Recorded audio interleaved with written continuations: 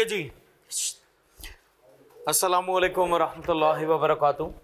बिस्मिल्लाहिर्रहमानिर्रहीम।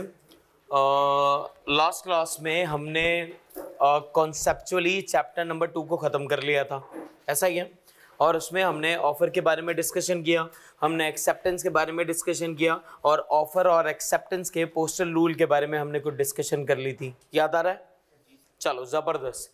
आज हम रीडिंग करना स्टार्ट कर रहे हैं चैप्टर नंबर 2 के बारे में। पेज नंबर 14 पे आ जाएं पहले तो सब के सब। बुकलेट में पेज नंबर 14 पे आ जाएं, शाबाश बेटा जी। इसका मेरे पास नहीं है ना पीडीएफ, मुझे भी नहीं दी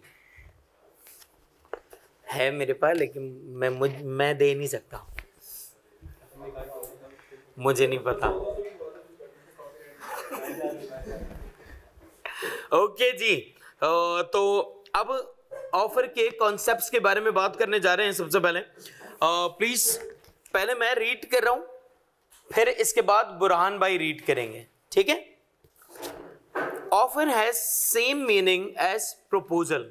ऑफर बिल्कुल प्रपोजल के मुताबिक है। Under the contract act 1872 proposal has been defined as under When one person signifies to another, जब एक बंदा क्या कर ले, कम्युनिकेट कर ले किससे, दूसरे बंदे से, अपनी चाहत के बारे में, अपनी विलिंगनेस के बारे में, किसी काम के करने के लिए या किसी काम से रुकने के लिए, जिसे हम एब्सटेंस कहते हैं, with a view to obtaining the assent. Sir लेकिन हमारा मकसद क्या है? हमारा मकसद यह है कि हमें उसके अगेंस्ट में सामने वाले शख्स की क्या चाहिए होती है, हमें उसकी रजामंदी चाहिए होती है। Of that other to such act और abstinence he is said to make a proposal. Done? ये बातें हम डिस्कस कर चुके थे। इसके बाद हमारे पास है types of an offer. Sir types of an offer में हमारे पास एक है जिसे हम कहते हैं एक्सप्रेस ऑफर, और एक है जिसे हम कहते हैं एम्प्लॉयड ऑफर। पीडीएफ आ गई है चैप्टर 2 की? हाँ पिक्चर भी तो ले सकते हो, वैसे मैंने कह दिया पीडीएफ आ जाएगी चैप्टर 2 की आप लोगों के पास, ठीक है। अच्छा जी, एक्सप्रेस ऑफर से स्टार्ट कर दो रीडिंग करना। प्लीज मेक श्योर करें कि आप लोग सुन रहे हैं। अपने पास हाइलाइटर रख लें, हाइलाइटर है, अगर नहीं है तो पेन रख लें,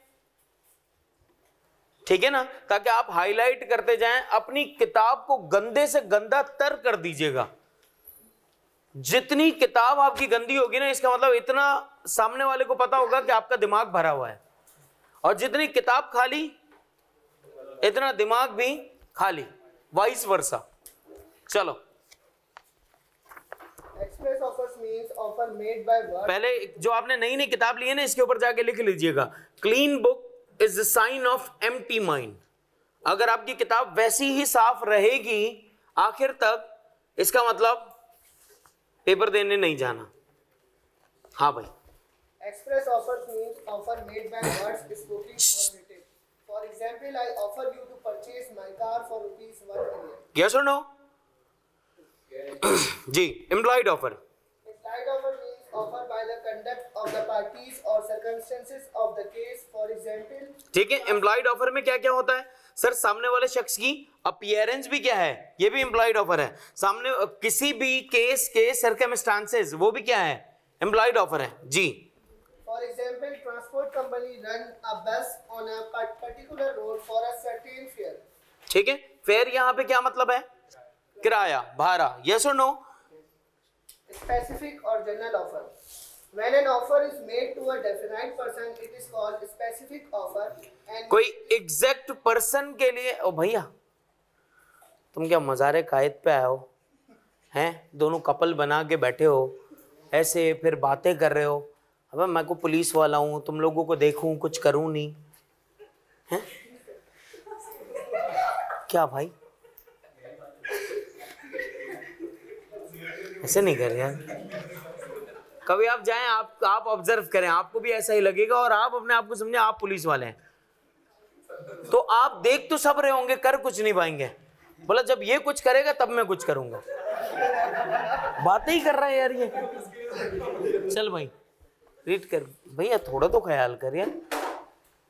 and when it is made to the world at large, it is called general offer. ठीक हो गया। एक ऐसी ऑफर जो कि वर्ल्ड एट लार्ज हो, जो कि बहुत सारे लोगों के लिए हो, जो कि जनरल पब्लिक के लिए हो, उसे हम क्या कहते हैं? General offer. जी। Specific offer can only be accepted by the definite person only. Definite person के लिए है, सिर्फ और सिर्फ किसके लिए? डेफिनेट पर्सन के लिए। अगर मैंने ऑफर आपको की तो उसको एक्सेप्ट आप ही कर सकते हैं, आपके अलावा कोई और नहीं कर सकता। जी। Whereas general offer can be accepted by any person or persons with notice of the offers may come forward and accept the offer. हाँ है ना? अगर कोई जर्नल ऑफर है तो जिस शख्स के लिए भी है सर, मतलब सबके लिए है, तो उनमें से कोई भी शख्स क्या हो जाए, फ्रंट पे आए और आगे एक्सेप्ट कर ले उस ऑफर को। जी। Cross offers. If two parties ignorant of each other's offer made similar offers to each other, they are called cross offers. ये बातें हुई भी हैं, yes or no, कि दोनों पार्टीज एक दूसरे की ऑफर के बारे में क्या हो, इग्नोरेंट हो, दोनों को ना पता हो, तो दोनों पार्टीज की तरफ से हुआ क्या होगा, सिर्फ और सिर्फ ऑफर हुई होगी, लेकिन सर किसी भी एक सिंगल पार्टी को उसके अगेंस्ट में क्या करना पड़ेगा, अपनी एक्सेप्टेंस देनी पड़ेगी। जी। Standing open continuing offer tender. If an offer is of ongoing nature, it is said to be a standing offer. A contract is entered only when the person signifies his acceptance on the basis of the tender. Sajid required a large quantity of certain goods during a year and offered this by an advertisement. Adil supplied those goods at a specific rate. Every supplier of Adil is an acceptance of the standing offer of Sajid. याद आ रहा है, मैंने आप लोगों को एक example दी थी कि सर जितना जितना माल आपके पास आता जाए उतना उतना आप सप्लाई करते जाएंगे, ऐसी ऑफर को हम क्या कहते हैं? Standing offer. यही बात लिखी हुई है अंग्रेजी में भी, ठीक है जी। Counter offer, an offer made in यहां पर लिखने हैं, ये एग्जामिनर का फेवरेट एरिया है, MI most important. Counter offer examiner को पूछने में मजा आता है बहुत। जी। an offer made in response to a previous offer by the other party during negotiation for a final contract, making a counter offer automatically rejects the prior offer. Prior offer, sir पहले वाली offer को क्या कर दिया जाएगा? Automatically reject हो जाएगी। जैसे ही आप ऑफर करेंगे, काउंटर ऑफर करेंगे, पुरानी ऑफर क्या हो जाएगी? रिजेक्ट हो जाएगी। जी। And requires an acceptance under the term of the counter offer or there is no contract. ठीक है सर, सामने वाले शख्स को जब आप ऑफर करेंगे तो उसके अगेंस्ट में आएगा क्या आपके पास? सर एक्सेप्टेंस आएगी सामने वाले की तरफ से, यस और नो? वो भी उसकी मर्जी है, एक्सेप्ट करे तो करे और ना करे तो ना करे, रिजेक्ट कर दें। ठीक है जी। Then legal rules of valid offer. Legal rules of valid ये offer. चल रहे हैं ना, शुक्र इंसान। अब बोल भाई, चल रहा है जी। Legal rules of valid offer. Two persons.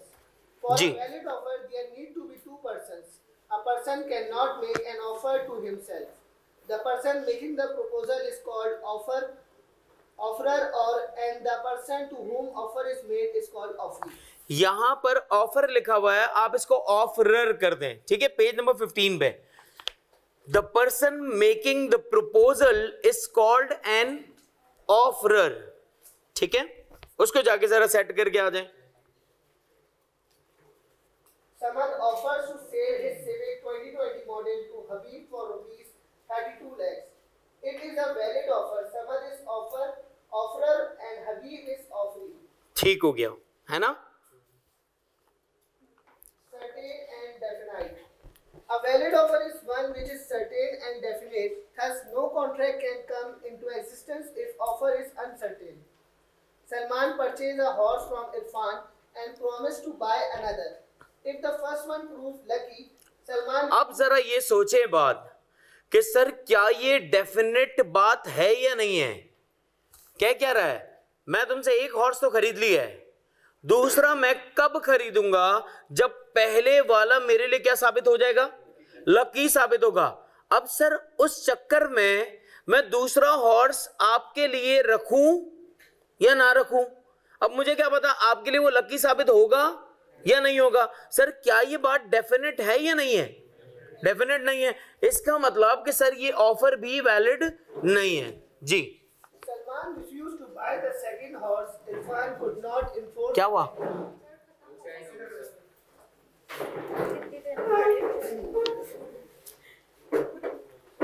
Salman refused to buy the second horse. Irfan couldn't enforce the agreement.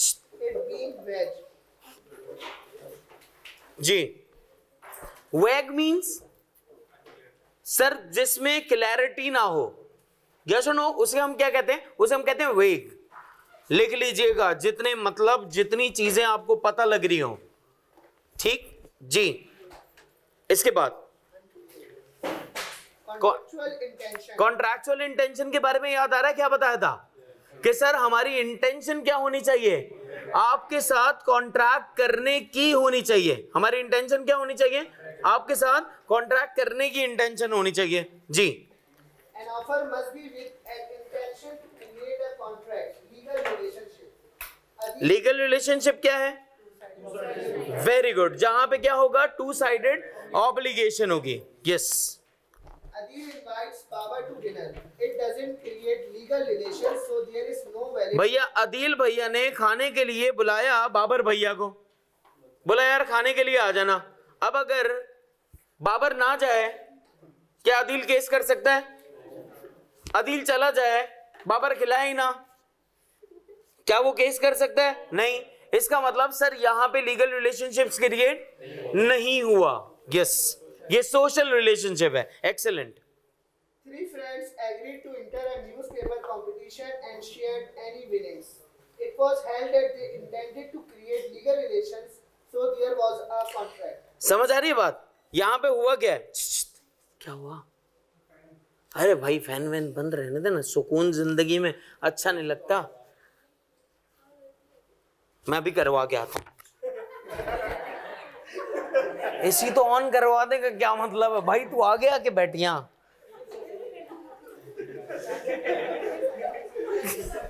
यार अरे भाई तू ये यहाँ क्या, ये कोई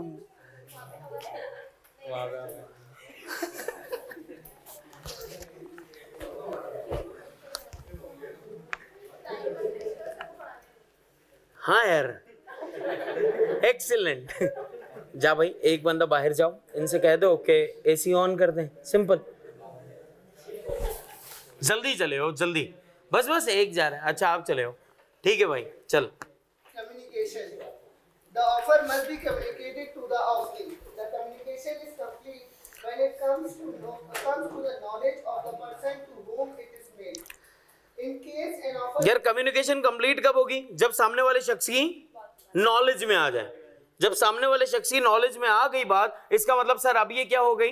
अब ये कम्युनिकेशन कंप्लीट हो गई जी। In case an offer is made by post, it's. अब ये बात किसकी कर रहा है कि अगर वो बाई पोस्ट हो यानी बाई लेटर हो, फिर क्या होगा? Its communication will complete when the letter reaches the offering. When the letter reaches the offering, जब वो ऑफरी को पहुंच जाएगा तब वो कम्युनिकेशन कंप्लीट होगी जी। An offer can be made by words spoken or written or through conduct of the person.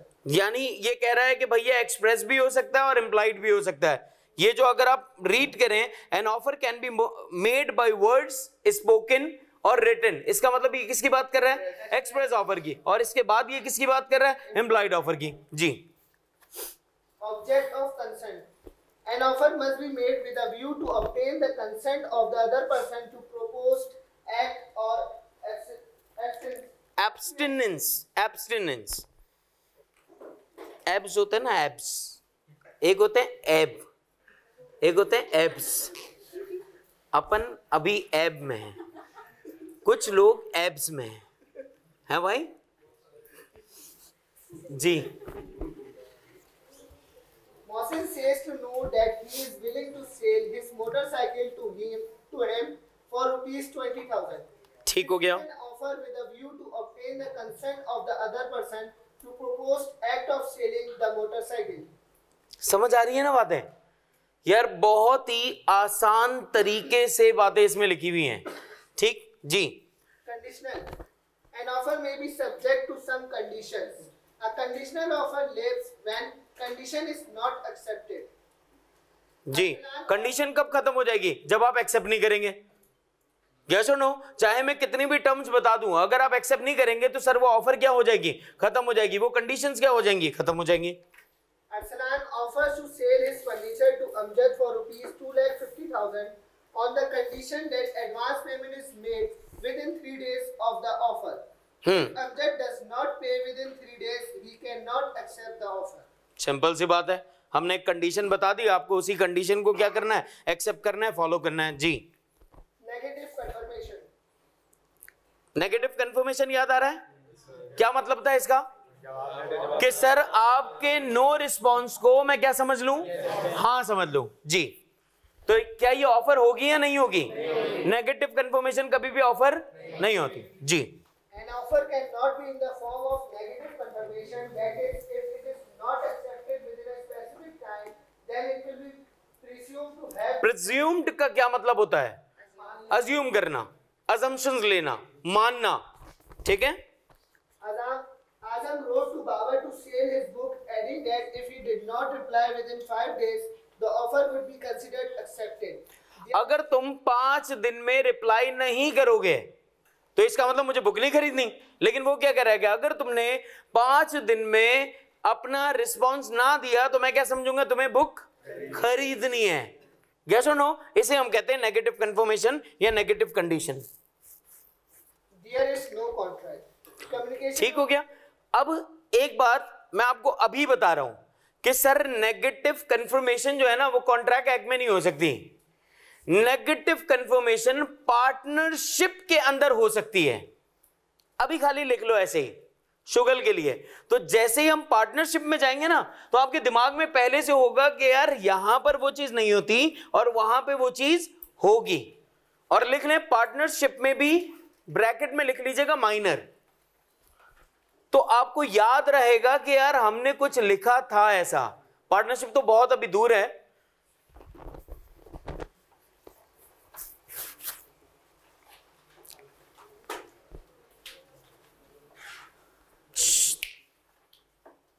फिर तुम लोग मजारे का है। चलो इसके बाद क्या मैंने ये कहा कि नेगेटिव कंफर्मेशन वाली जो बात है ना वो कहां पर नहीं हो सकती? वो कॉन्ट्रैक्ट एक्ट में नेगेटिव कंफर्मेशन वाली बात नहीं होगी, लेकिन पार्टनरशिप एक्ट में नेगेटिव कंफर्मेशन होगी माइनर वाले केस में। इनको बता दो ये वाला भी है। अच्छा कोई और है? छोड़ दो, देखना ही नहीं, इग्नोर कर दो। हाँ भाई, Communication of specific condition. Communication of a specific condition. When there are special terms and conditions in an offer, these must be specifically communicated to the other party. ठीक हो गया भैया? अगर कोई स्पेसिफिक कंडीशंस हैं तो वो स्पेसिफिक कंडीशंस क्या हो जानी चाहिए? कम्युनिकेट हो जानी चाहिए। डन? यार रीड कर सकता है तुम में से कोई? भाई थक गया होगा। हाँ प्लीज आवाज से रीड करना। सुने।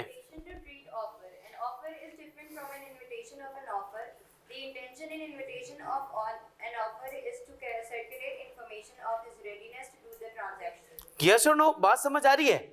इस लाइन को फिर से रीड कीजिएगा। The intention in invitation. Intention मतलब इरादा। किस चीज के लिए? हमारा जो इन्विटेशन के लिए जो इरादा है वो किस चीज का है? कि हम आपको इंफॉर्मेशन सर्कुलेट कर रहे हैं। किस बात की? कि भैया हम ट्रांजैक्शन के लिए आपके साथ रेडी हैं, यानी आप अपनी ऑफर दें और हम उसके बदले में क्या कर देंगे? हम उसके बदले में एक्सेप्टेंस दे देंगे। डन? जी,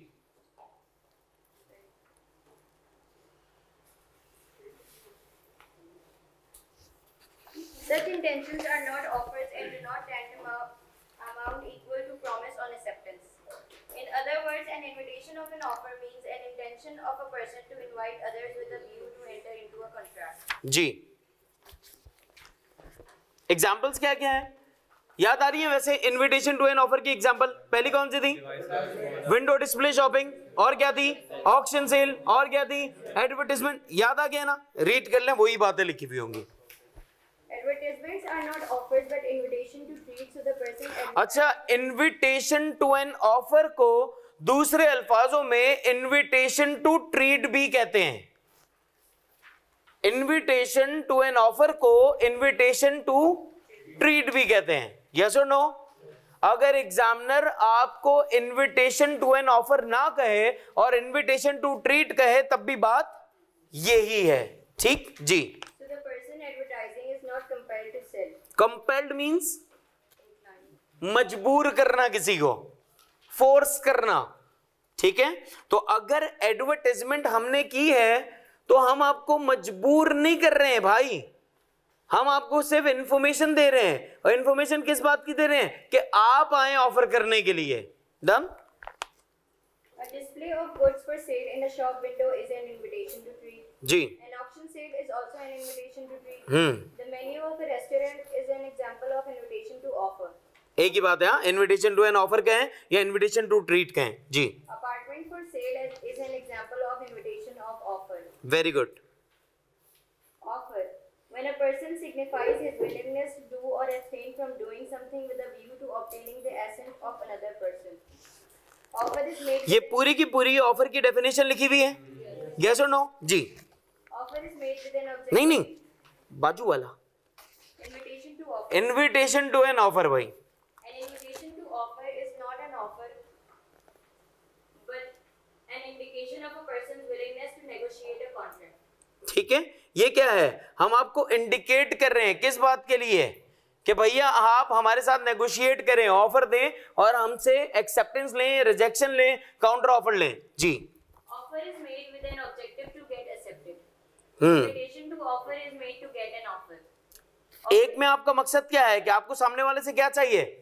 ऑफर में आपको क्या चाहिए होता है? एक्सेप्टेंस। और sir invitation to an offer में हमें क्या चाहिए होता है? ऑफर। ठीक है, Offer give rise to legal consequences. Invitation to offer does not give rise to legal consequences. Sir अगर आपने ऑफर की है और सामने वाले शख्स ने एक्सेप्टेंस दे दी, अब क्या हो सकते हैं? लीगल कॉन्सिक्वेंसेज हो सकते हैं अगर आप अपने कमिटमेंट से पीछे हटे।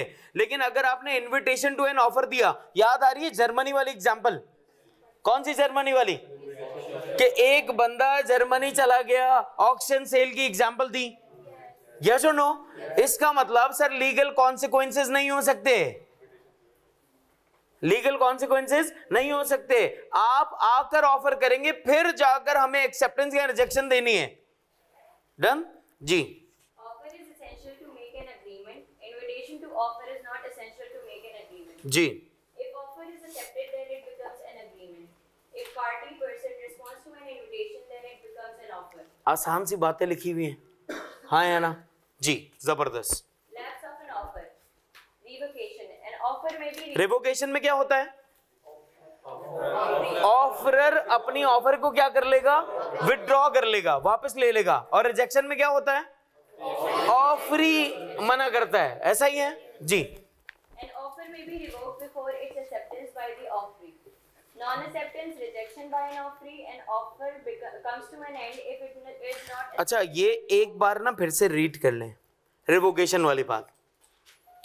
An offer may be revoked before its acceptance by the offeree. अब यहां पे पता है क्या लिखा हुआ है? Before. कि एक्सेप्टेंस से पहले, एक्सेप्टेंस कौन देगा? ऑफरी। ऑफरी की एक्सेप्टेंस से पहले कौन रिवोक्ट करेगा? ऑफरर। तो आप यहाँ पे ऑफरी रीड करके अजीब नहीं हो जाइएगा। यहाँ पे ऑफरी कौन है? एक्सेप्ट करने वाला, क्योंकि एक्सेप्टेंस की बात हो रही थी। ठीक है जी। Non-acceptance, rejection of an offeree. An offer comes to an end if it is not accepted by the offeree. An offer is said to be rejected if the offeree expressly rejects. जी, done. Lapse of time. An offer will come. Lapse of time कितनी बातें? किसको?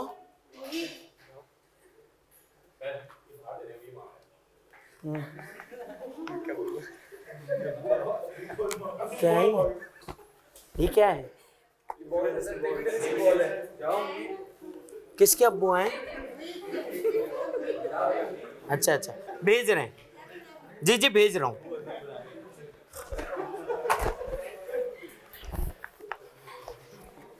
अच्छा जी, चलो। Lapse of time. An offer will come to an end if it is not accepted within the time specified or within a reasonable time, where no time is specified.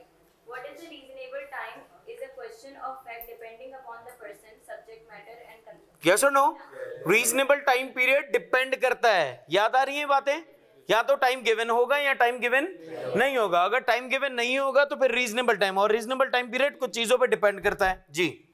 Death or insanity. An offer comes to an end by the death or insanity of the offer, or if the fact of his death or insanity comes to the knowledge of the acceptor before acceptance. Then requested dowry. Sir अगर कोई बंदा मर गया ना तो उसकी मरने की नॉलेज भी सामने वाले शख्स को हो जानी चाहिए टाइमली बेसिस के ऊपर। हाँ, अगर नहीं हुई तो क्या होगा? श्योरिटी में जब जाऊंगा तब बता दूंगा या अभी बता दूंगा, क्योंकि आज पास पेपर्स करने हैं हमें। मैं आपको लेकिन आसान से कुछ बातें बता देता हूं। अज्यूमिंग एक शख्स ने ऑफर की 5 जनवरी को, ऑफर कब की? 5 जनवरी को।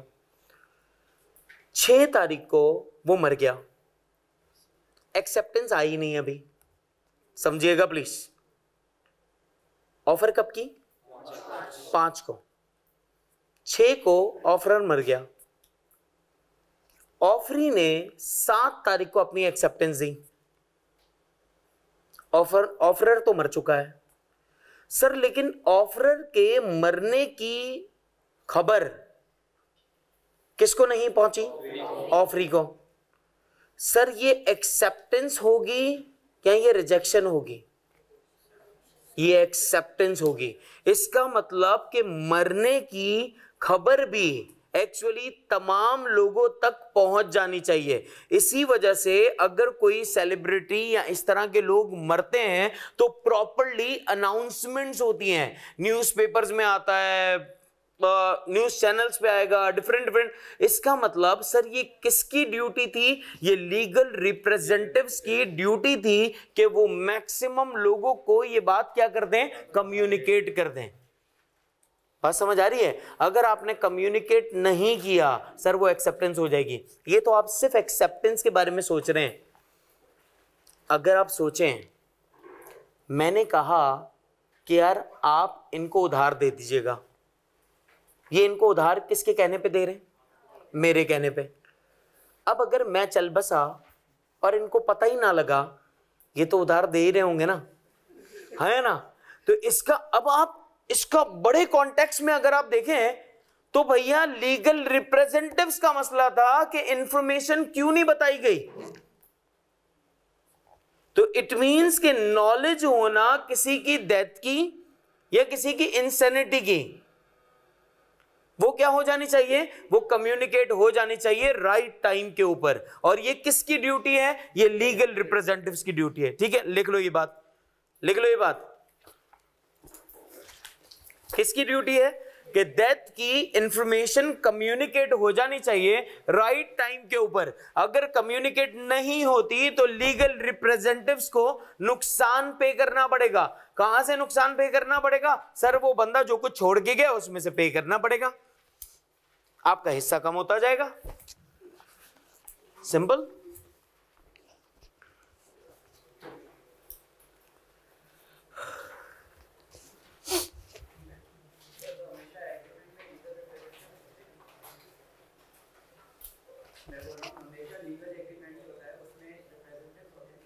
लीगल रिप्रेजेंटेटिव्स आपके ब्लड रिलेशंस वाले होते हैं एक्चुअली। ठीक है, तो उनकी ड्यूटी होती है कि वो प्रॉपर्ली अनाउंसमेंट करेंगे कि भैया ये बंदा नहीं रहा। यस और नो? आप सोचें, अब तो इतना मुश्किल नहीं होता, कोई बंदा चला गया तो क्या करते हैं? स्टेटस लगा देंगे, सोशल मीडिया पे रख देंगे। पहले कितना मुश्किल होता होगा। अबे बंदा मर गया, वहां पे वो उधार देता जा रहा है और यहां तो वो उसकी मैया लग गई, जिंदगी उजड़ गई बंदे की। यस और नो? जी प्लीज रीड करें। कहां पर थे? जी जी ठीक हो गया था। तो इंसैनिटी पेज नंबर 16 पे। ज़ेन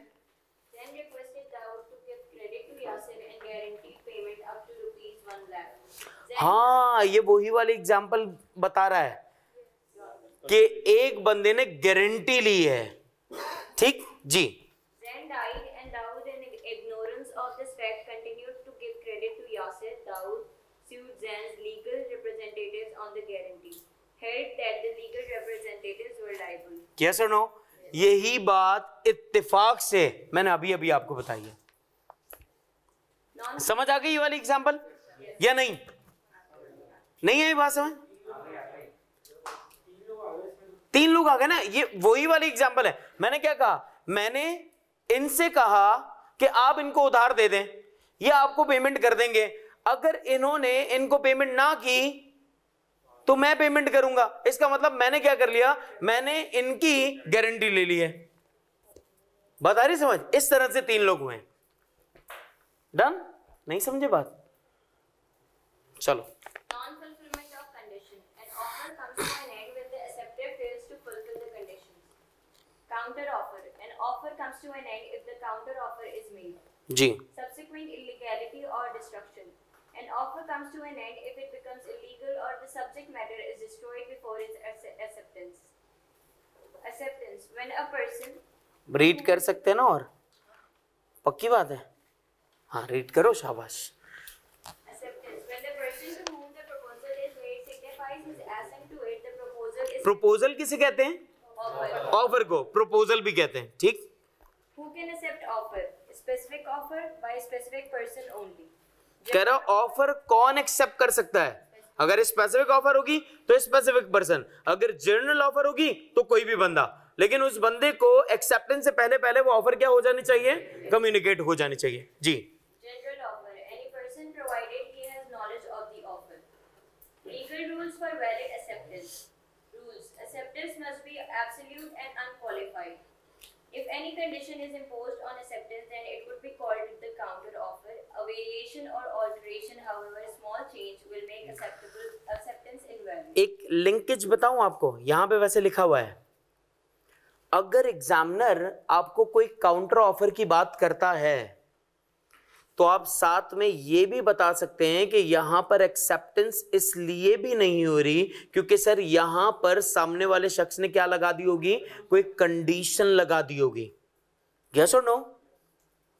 मैंने आपसे कहा मैं आपको ये चीज 5,000 रुपए में बेच रहा हूं, आपने मुझसे क्या कहा? सर 4,500 रुपए कर लें।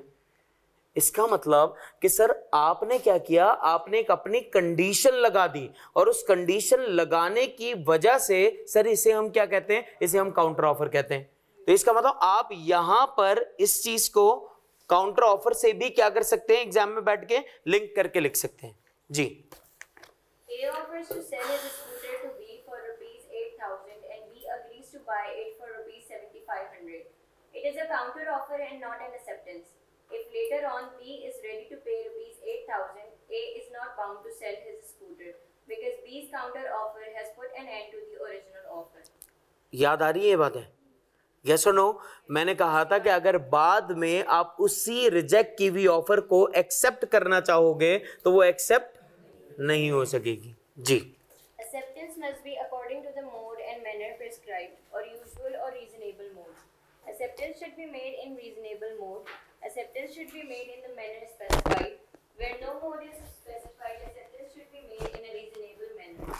Azam makes an offer to Babar and asks him to accept the offer by telegram. Babar sends his acceptance by post. It is not a valid acceptance as acceptance was not made in the prescribed manner. Acceptance must be given in a reasonable time. If any limit is specified and the acceptance must be given within reasonable time. If no limit has been defined, it should be within reasonable time. Acceptance must be given before the offer lapses or before the offer is revoked. बात समझ आ रही है? इसका मतलब हमें और words पता लग रहे हैं। Sir lapses, revoked, terminate, yes और नो? हमें डिफरेंट वर्ड्स पता लग रहे हैं। सर ये डिफरेंट वर्ड्स मालूम करके मैं क्या करूंगा? जब हमें पूरा पेपर लिखना है ना तो हमारे पास मल्टीपल टर्मिनोलॉजीज हमारे दिमाग में होनी चाहिए ताकि हम मल्टीपल वर्ड्स यूज कर सकें। ठीक है जी। Acceptance must be communicated. Acceptance must be communicated. Acceptance may be complete when it is communicated to the offerer.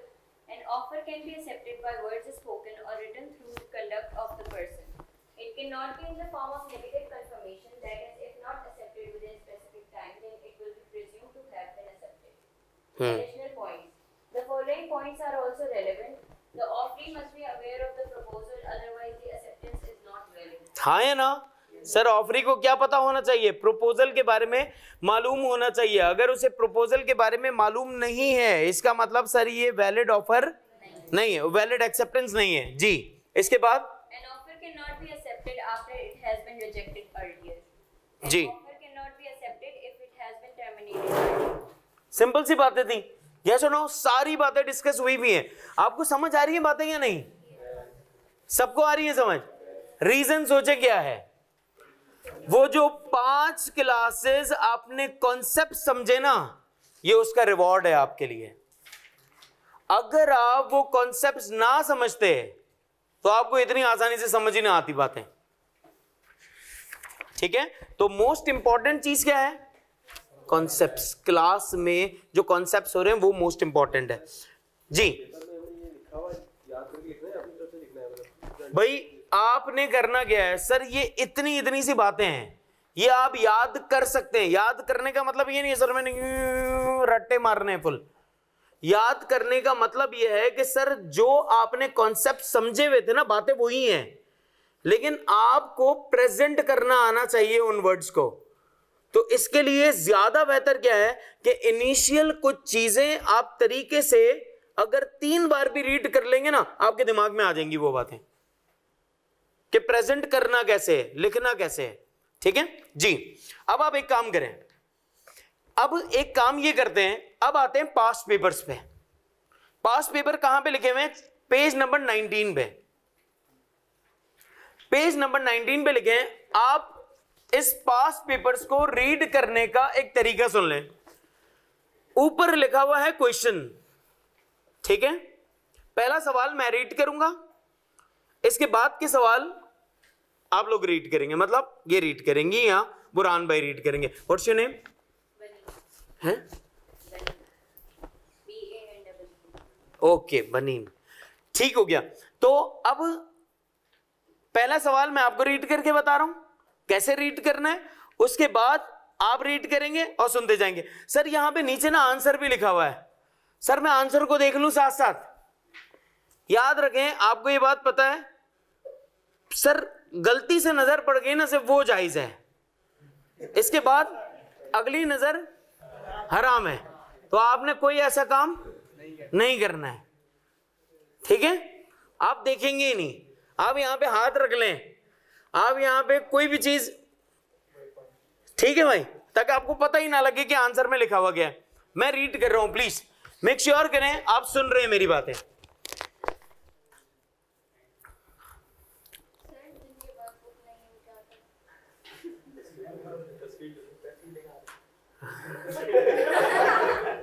मतलब बुक नहीं है तो वो क्या करूं?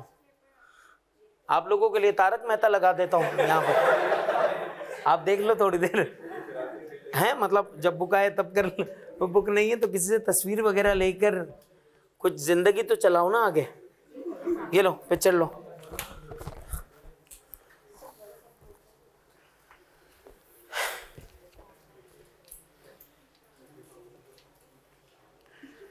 ये थोड़ी दया को बुला के बोला भाई रासरे लगा यहाँ पर, ये सब खेलेंगे। कितने 2-3 पेजेस के ले लेना पिक्चर्स। चलो अब जरा यहाँ पे देखिएगा प्लीज।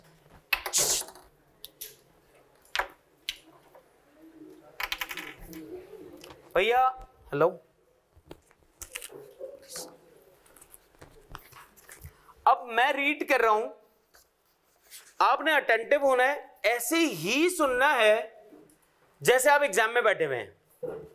मतलब ऑब्वियस बात है एग्जाम में आपको कोई सुना तो नहीं रहा होगा, लेकिन आपको यह पता लग जाएगा सर सवाल रीड करना कैसे है।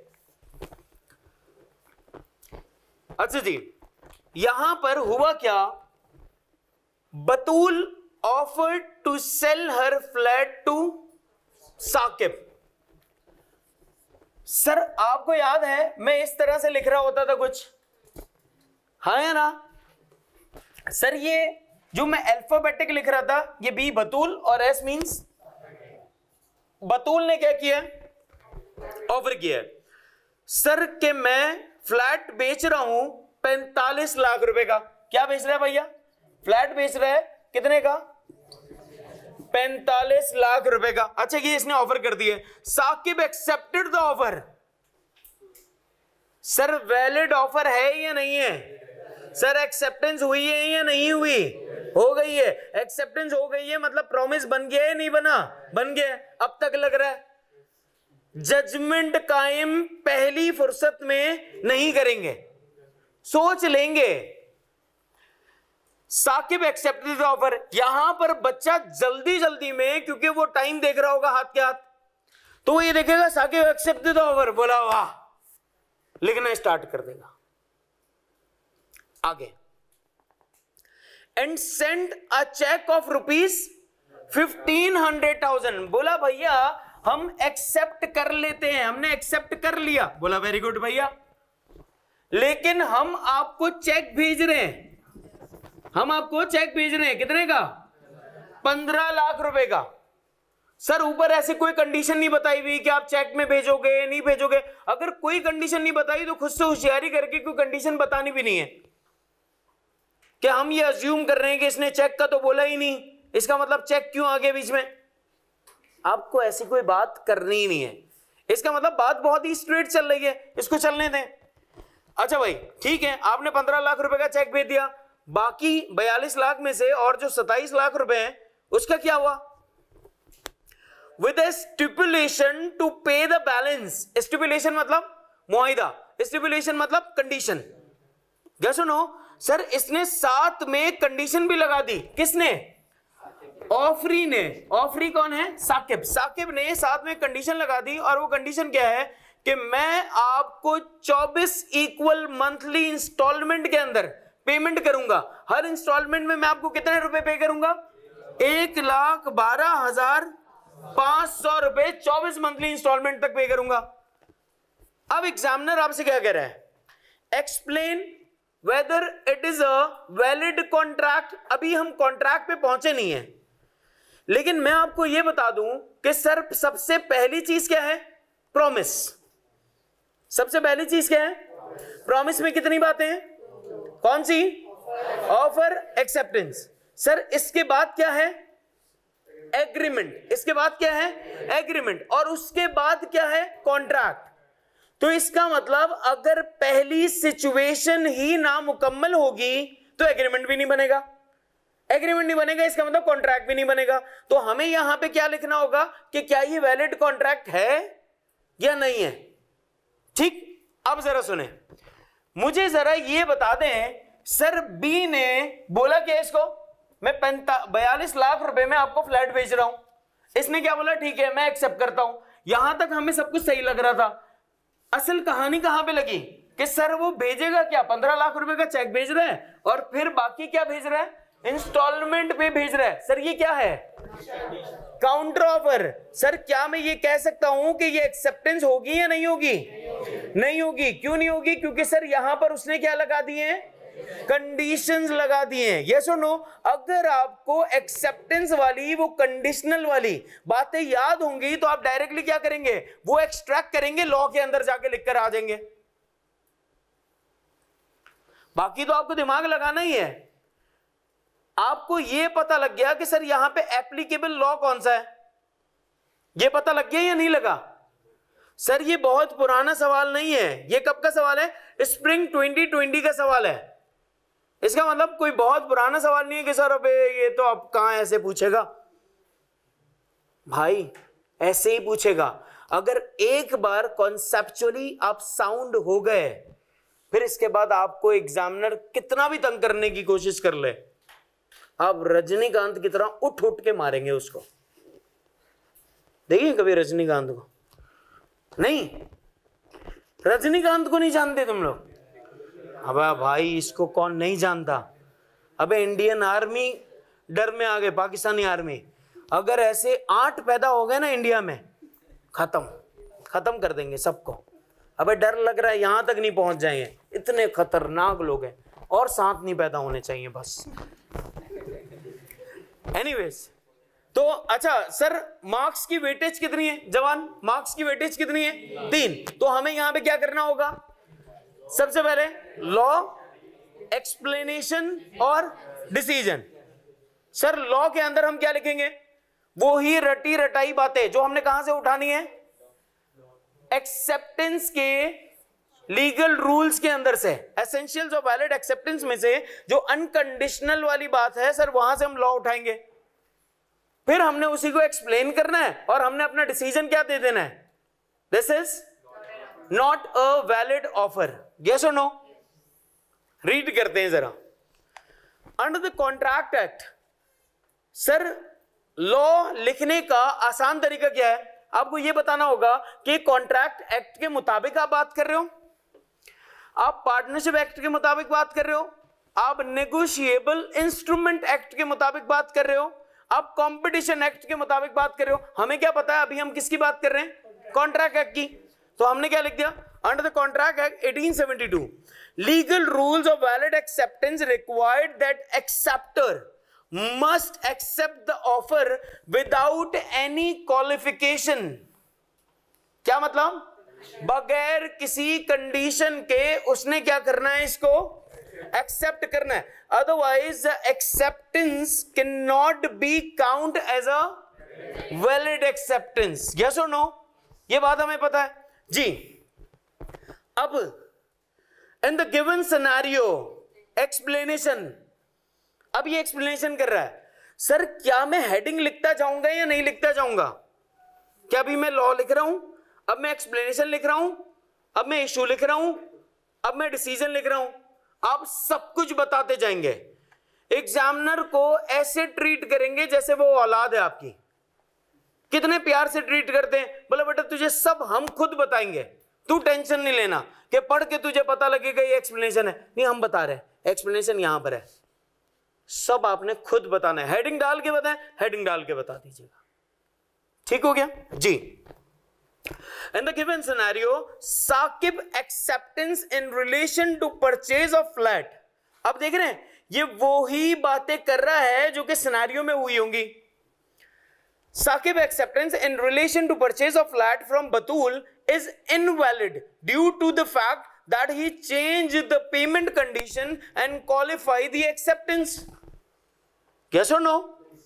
अब However, the change in payment condition, अब ये क्या बता रहा है, डिसीजन बता रहा है। However, the change in payment condition may be treated as counter offer by Batul, and if acceptance can create a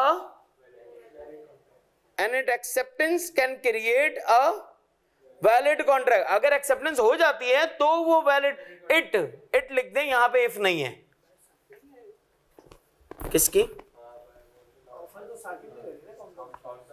counter offer कौन कर रहा है, साकिब कर रहा है, तो क्या हो रहा है, हाँ तो उसको सेट कर लो ना यार, इतना तो मुनासिब हो सकता है, ठीक है भाई, समझ आई कोई बात जी।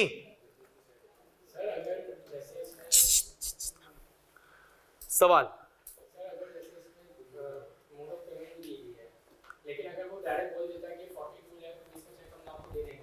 दे देंगे, ओके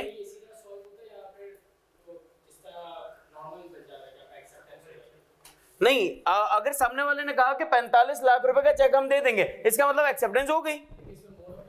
मोड ऑफ पेमेंट, जो चीज नहीं बता रहा ना उसके बारे में डिस्कशन करने की जरूरत भी नहीं है, इशू जो भी होगा ना वो आपको खुद ही दिख जाएगा कि किस इशू के ऊपर बात करने की कोशिश कर रहा है।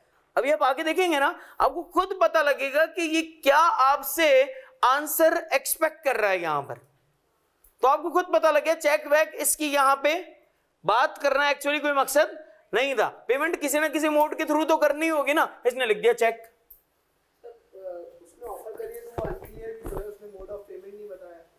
अबे फिर तो ऐसे अगर देखने जाएंगे ना तो एक काम कर लेते हैं, आप लोगों का नाम सजेस्ट कर देता हूं कि भैया ये लोग ज्यादा अच्छे सवाल बना सकते हैं, आपने करोड़ों रुपया खर्च किया इतने बड़े बड़े लोगों को पेपर बनाने के लिए, तो भैया सजेशन यहां से लो, कुछ पैसे इनको दो।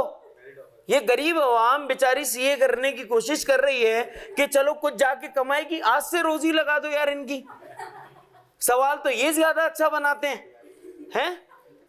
अगर उसको नहीं आ रही समझ तो सजेशन तो जा सकती है ना हमारी तरफ से, सही है भाई, कोई मसला ही नहीं है। यार अबे इतना मतलब भाई सवाल में इतना घुसने की क्या जरूरत है कि मोड ऑफ पेमेंट नहीं बताई, फिर तो ये भी नहीं बताया कि भैया मोड ऑफ पेमेंट क्या, मोड ऑफ डिलीवरी भी नहीं बताई, कुछ भी नहीं बताया। अब आप हैरान नहीं हो जाएंगे? अब ये भी नहीं बताया कि भैया घर फर्निश होना चाहिए अनफर्निश होना चाहिए, लोकेशन भी नहीं बताई। वेरी गुड, हाँ या ना? अब फिर तो आप सवाल पे तो सवाल निकालते जाएंगे, तो ऐसी बात करना ही क्यों? अभी आप पहला सवाल रीड कर रहे हैं ना, तो आपके दिमाग में इस तरह के क्वेश्चंस आएंगे, लेकिन ये क्वेश्चंस अब नहीं आने चाहिए, अब नहीं आने चाहिए, क्योंकि अब आप समझ गए ना कि यार उनको वाकई में इतने पैसे मिल रहे हैं पूरे साल के, पूरे साल इनको पैसे दे रहे हैं खाली एक 3 घंटे के पेपर बनाने के। तो यार सर ये जो इतना टैलेंट है ये जाया कर दें पूरा। जी चलो, बात आसान हो गई, आसान रीड कर सकते हैं आवाज से बनी। अच्छा अब ना सुकून सुकून से रीड करेंगे ताकि लोगों को समझ आए कि हम क्या रीड कर रहे हैं। सवाल नंबर 2, क्वेश्चन नंबर 2।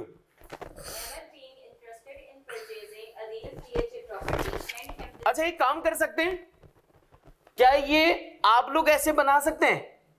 हो क्या रहा है हाथ के हाथ? चलो भाई पढ़ती जाओ।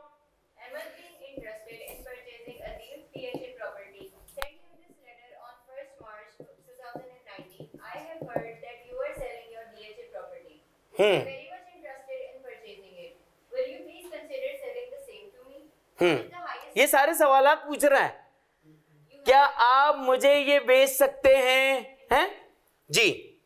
What is the highest price you have been offered so far? हाँ, अब रुकें और फिर से रीड करें इस बात को, फिर से सब कुछ रीड करें, सुकून से सब कुछ रीड करें, आंसर को नहीं देखिएगा। Ahmed being interested in purchasing Adil's DHA property sent him this letter on 1st March 2000। Sir यहाँ पे लेटर की बात हो रही है, तारीख भी दी हुई है, लेकिन सर वहां पर मल्टीपल डेट्स दी हुई होंगी, तो इसका मतलब हमारा दिमाग पोस्टल रूल से हट जाना चाहिए। यस और नो? हमारा दिमाग पोस्टल रूल से हट जाना चाहिए जी। I have heard that you are selling your DHA property. मुझे पता लगा आप अपनी प्रॉपर्टी बेचना चाहते हैं। I am very much interested in purchasing it. मैं बहुत दिलचस्पी ले रहा हूं इस बात में। Will you please consider selling the same to me? क्या आप ये कंसिडर करेंगे कि आप ये मुझे बेच दें? देखिए ना, सारे फारिग सी बातें, आपका इन सारी चीजों से कोई लेना देना दिख ही नहीं रहा अब तक जी। What is the highest price you have been offered so far? Question mark. Adil इससे आपको क्या पता लग रहा है? What is the highest price?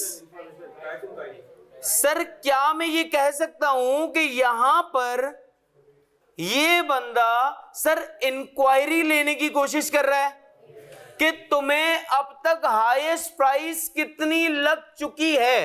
यार मैं मार्कर्स बेच रहा हूं, यहां पे मार्कर्स रखे हुए, बोला भाई कितने का है? मैंने कहा 100 रुपए का। बोला यार सबसे हाईएस्ट प्राइस तुम्हें कितने की लग चुकी? मैंने कहा 90 रुपए की। तो क्या सर 90 रुपए मेरा कहना ये एक्सेप्टेंस है? ये इंफॉर्मेशन है किस बात के लिए? आपकी इंक्वायरी के ऊपर। इस बात को अंडरलाइन कर लें, यहां पर छुपी हुई थी कुछ चीजें। What is the highest price जी? Adil replied, the highest quote for the property till now is rupees 35 million. Adeel ने क्या किया? अपना आंसर सुनाया है कि भैया मुझे सबसे हाईएस्ट प्राइस अब तक कितनी लग चुकी? 35 लाख रुपए जी, 35 million sorry. Ahmed replied, I agree to buy your DHA property for rupees 36 million. ओहो, अहमद भैया क्या बोल रहे हैं? भैया मैं आपकी प्रॉपर्टी खरीदने को तैयार हूं। सर क्या ये एक्सेप्टेंस है या नहीं है? नहीं है। साथ में और क्या बोल रहा है? साथ में बोल रहा है कि मैं 35 में नहीं 36 मिलियन में खरीदने को तैयार हूं। सर क्या ये एक्सेप्टेंस है या नहीं है? एक्सेप्टेंस नहीं है सर, ये इसकी तरफ से क्या है, एक ऑफर है, और पहले वाली ऑफर नहीं थी। पहले वाली क्या थी, price inquiry. Price inquiry offer नहीं होती। और अब जो आप 36 मिलियन की ऑफर 36 मिलियन की बात कर रहे हैं, ये क्या है, ये ऑफर है। अब मेरी मर्जी कि सर मैं एक्सेप्ट करता हूं या रिजेक्ट करता हूं। आगे देखो क्या हुआ। Subsequently, Adil received an offer from Hamid quoting rupees 38 million for the said property. बाद में एक और बंदे से ऑफर आ गई आपको 38 लाख रुपए की। अब आप बताओ, जरा सोचो, मुझे यहां से ऑफर आई 36 मिलियन रुपए की, यहां से मुझे ऑफर आती है 38 मिलियन रुपए की। यार मैं किसको बेचूं, जिसको मेरी मर्जी, मैं ऑनर हूं। अब मैं 38 मिलियन वालों को बेच रहा हूं, सर क्या ये लोग मुझ पे केस कर सकते हैं, नहीं कर सकते, नहीं कर सकते। क्यों नहीं कर सकते, क्योंकि सर ये आपकी तरफ से ऑफर है, ये आपकी तरफ से एक्सेप्टेंस। बात समझ रहे हैं या नहीं, बात समझ रहे हैं या नहीं। इसका मतलब एग्जामिनर हमें घुमाता भी है, घुमा रहा है यहां पे जी। इसके बाद क्या हुआ, What will be Adil's liability towards Ahmed if he wishes to make the sale to Hamid? अगर वो उसको बेच देगा 38 मिलियन में, तो अहमद की what will be the Adil liability towards Ahmad. Sir Adil की लाइबिलिटी अहमद के ऊपर होगी, कुछ नहीं होगी। क्यों नहीं होगी, क्योंकि आपकी तरफ से ऑफर थी, आपकी तरफ से एक्सेप्टेंस। अब और आसान सी बात बताऊं, इसकी मार्क्स की वेटेज देख कर है। इसका मतलब सर ये हमारे सामने प्रिटेंड कर रहा है होशियारी करने को, कर नहीं पाया। सिर्फ ये प्राइस इंक्वायरी के बारे में आपसे मालूम करना चाह रहा था। तो हम कितनी बातें लिख देंगे यहां पर, 2 बातें, लॉ और डिसीजन। लॉ में हम क्या बता देंगे कि सर ये क्या है, ये सिर्फ और सिर्फ प्राइस इंक्वायरी थी इसकी तरफ से, इस वजह से हमारे ऊपर कोई लायबिलिटी नहीं होगी। यस और नो, आसान हो गई बात। रीड करते हैं, पहले एक काम करें, इस सवाल को खुद से रीड करें पूरा तरीके से।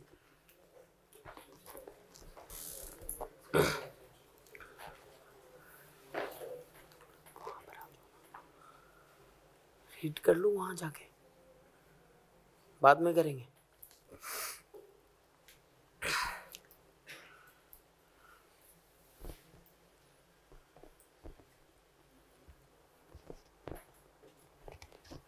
सवाल अब समझ आया, हाँ या ना, वरना कंफ्यूजिंग था, टाइम कंज्यूमिंग था बिला वजह का। हमें अपने मतलब की बात निकालनी थी, सिर्फ वो हमने स्टार्ट में निकाल ली। वो कैसे हमें पता लगा था, सिर्फ उसके एक क्वेश्चन से कि यहाँ पे हाईएस्ट बिड या हाईएस्ट कोट तुम्हें क्या हुआ है, वहां से हमें पता लग गया जी। Under the Contract Act 1872, offer is distinguished from आज कितने बजे तक क्लास है?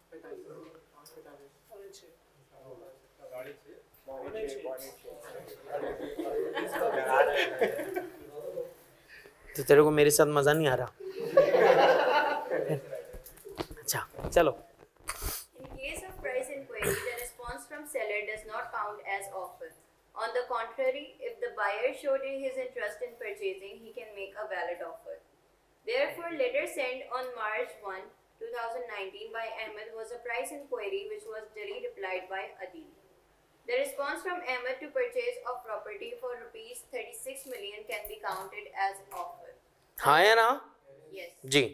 However, it is completely up to Adil to either accept or reject it. In the given scenario, Adil has no legal compulsion as he didn't accept Ahmed's offer. Simple सी बातें थी यार, yes और no. अब जरा sir question number 3 देखें, read करो शाबाश। On 3rd September 2018, Salim offered by a letter to sell his laptop to Ghazi for rupees 50,000. Ghazi received the letter on 5 September 2018. अब जरा रुक जाओ सर, ये मल्टीपल डेट्स भी दिख रही हैं, लेटर वाली बात भी दिख रही है।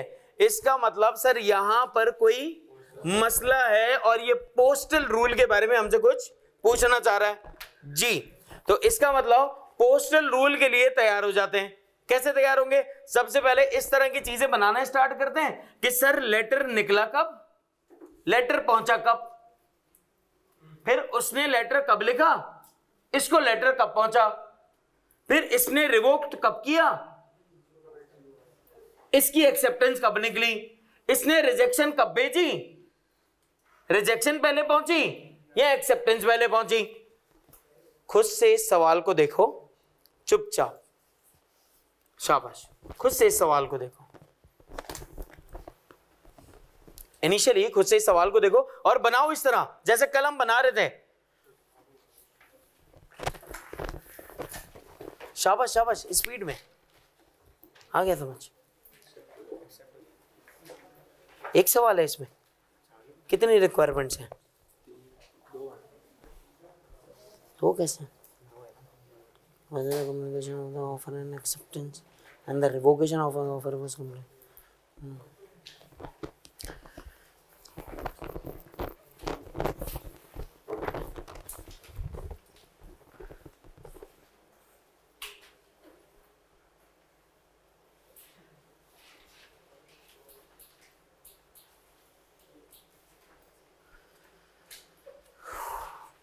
आप अगर एग्जाम में बैठे होंगे तो आप कैसे इसको देखेंगे इस सवाल को? हो गया? तो मुझसे ज्यादा तेज हो गए हो क्या? वेरी गुड, हो गया तो हो गया। चलो सवाल रीड करो भाई, सवाल रीड करो पूरा। On 3rd September 2018, Salim offered by a letter to sell his laptop to Basi for ₹50,000. Yes और नो? लिखा कब? बोलो ना, लिखा कब? पहुंचा कब? 5 को। इसका मतलब पहला सवाल क्या है सर, कम्युनिकेशन ऑफ ऑफर कब कंप्लीट हुई? 5th को। वेरी गुड, सही हो गया। दूसरा, On 6 September 2018, Ghazi posted a letter of acceptance to Salim. Yes और नो? 6 को लेटर लिखा एक्सेप्टेंस का और 8 को पहुंच गया। कम्युनिकेशन ऑफ एक्सेप्टेंस कब हुई? 8 को। सर लेकिन ऑफरर बाउंड किस तारीख को हो गया? 6 तारीख को ऑफरर क्या हो गया? बाउंड हो गया। 6 तारीख के बाद सर, या 6 तारीख को एक्सेप्टेंस देने के बाद अब ये बंदा रिवोकेशन नहीं कर सकता। ये रिवोकेशन किससे पहले पहले कर सकता है? 6 से पहले पहले कर सकता है जी। Salim wrote a letter of revocation of his offer and posted it to Ghazi on 5th September 2018. The letter reached Ghazi on 7th September 2018. भैया पहुंचा कब? 7th को। एक्सेप्टेंस निकली कब? 6 को। पहले क्या हुआ? एक्सेप्टेंस, तो काउंट क्या हो जाएगी जी? Required under the provisions of the Contract Act. आसान है बात, यस और नो? अगर आपने क्लास ली भी है ना प्रॉपर, तो आपको कोई मसला नहीं होना चाहिए। Briefly describe when the communication of the offer and acceptance and the revocation of the offer was completed as against Salim and Ghazi under the above circumstances. Whether a binding contract was created between Salim and Ghazi.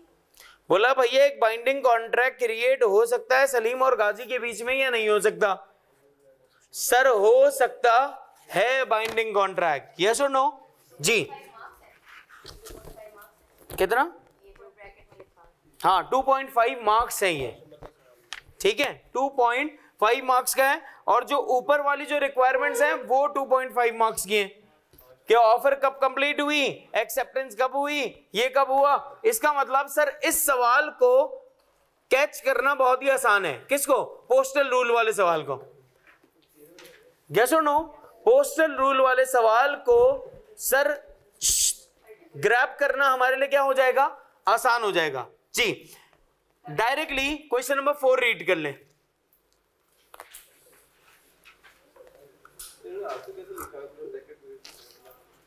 अभी दिखा रहा हूं, ऐसे ही लिखना है। ये वही बातें लिखी हुई हैं कि भैया यहां पर एक्सेप्टेंस हो गई या एक्सेप्टेंस नहीं हुई, यहां पर ऑफर हो गई कंप्लीट या ऑफर नहीं हुई। इस तरीके से इन्होंने एक एक लाइनर लिख दिया है। हाँ आप पैराग्राफ में बना लें, जरूरी नहीं है, जरूरी नहीं है टेबल में देना। भाई टेबल में आंसर देना जरूरी नहीं है, ठीक है? आप अपनी मर्जी से आंसर दे सकते हैं जिस तरीके से आप आंसर देने में कंफर्टेबल हैं। Done? Question number 4। Under the provisions of the Contract Act 1872 list the essentials of a valid acceptance. ये क्या है? रट्टा question. Sir essentials of valid acceptance बताने, बताओ कौन से हैं? Valid acceptance, absolute and unconditional, definite and clear,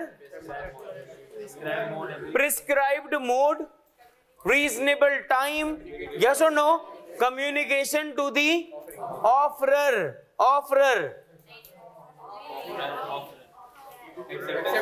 acceptance है ना, एक्सेप्टेंस है तो कम्युनिकेशन किसको करनी है? ऑफरर को। करेगा कौन? ऑफरी करेगा। याद आ रहा है? यही बात है आपको लिखनी है। कितने नंबर का है? 4 नंबर का। मुफ्त के नंबर होंगे ये आपके लिए, ये मुफ्त के नंबर होंगे। भाई क्या करना चाह रहे हो? क्या डिस्कशन हो रही है कोई सवाल में मसला चल रहा है? फिर नहीं भाई। अच्छा एक चीज यार जरा सुन लें। सर अगर लिस्ट लिखा हुआ है तो सिर्फ लिस्ट लिखनी है या एक्सप्लेन भी कर दूं? देखें, कभी भी जिंदगी में किसी के साथ भी आप कुछ कम करके पछताए ना, ये ज्यादा आपको बुरा लगेगा। ज्यादा लिख कर पछता जाना, ताकि आप जो 1.5 महीना घर पे गुजारोगे ना रिजल्ट के इंतजार में, वो कम से कम सुकून में गुजारोगे। यार लिख के आया हूं यार मैं। ज्यादा से ज्यादा क्या होगा? कट कर देगा ना। वैसे लिस्ट का मतलब यही है कि आपको 5-6 चीजें लिखनी है लिस्ट करके। लेकिन यहाँ पे लिस्ट का मतलब ये नहीं है जैसे आप इंटर में या ओ लेवल्स ए लेवल्स में कर लेते थे ना कि डायरेक्ट लिख दिया डेफिनेट एंड क्लियर, एब्सोल्यूट है। ऐसा नहीं करना। आपको वर्डिक्स लिखने पड़ेंगे, उसमें सेंटेंसेस लिखने पड़ेंगे। तो अगर हम हर हेडिंग के साथ 2 लाइनें लिख देते हैं तो क्या कोई मसला है? नहीं। 4 नंबर का मतलब पता है कि आपके पास 7 मिनट्स हैं, ऑलमोस्ट 7 या 7.5 मिनट्स इस 4 नंबर के क्वेश्चन को अटेम्प्ट करने के लिए। अब यार 7.5 मिनट्स के अंदर आपको कैसा लगेगा कि आप 3 मिनट के अंदर ये लिस्ट लिख के फारिग होके बैठ जाएंगे? सर मैंने 1 घंटा पहले खत्म कर लिया पेपर, अब क्या करें? मियादाद स्पोर्ट से तुझे कप दिलवा दूं, रिजल्ट से पहले ही तू कप लेके घर जा। नहीं ना, आपने पैसे उनको 3 घंटे के पे किए हैं ना बैठने के, तो 3 घंटे बैठ कर रहो, लिखो 3 घंटे तक। घर जल्दी आके कुछ नहीं होगा।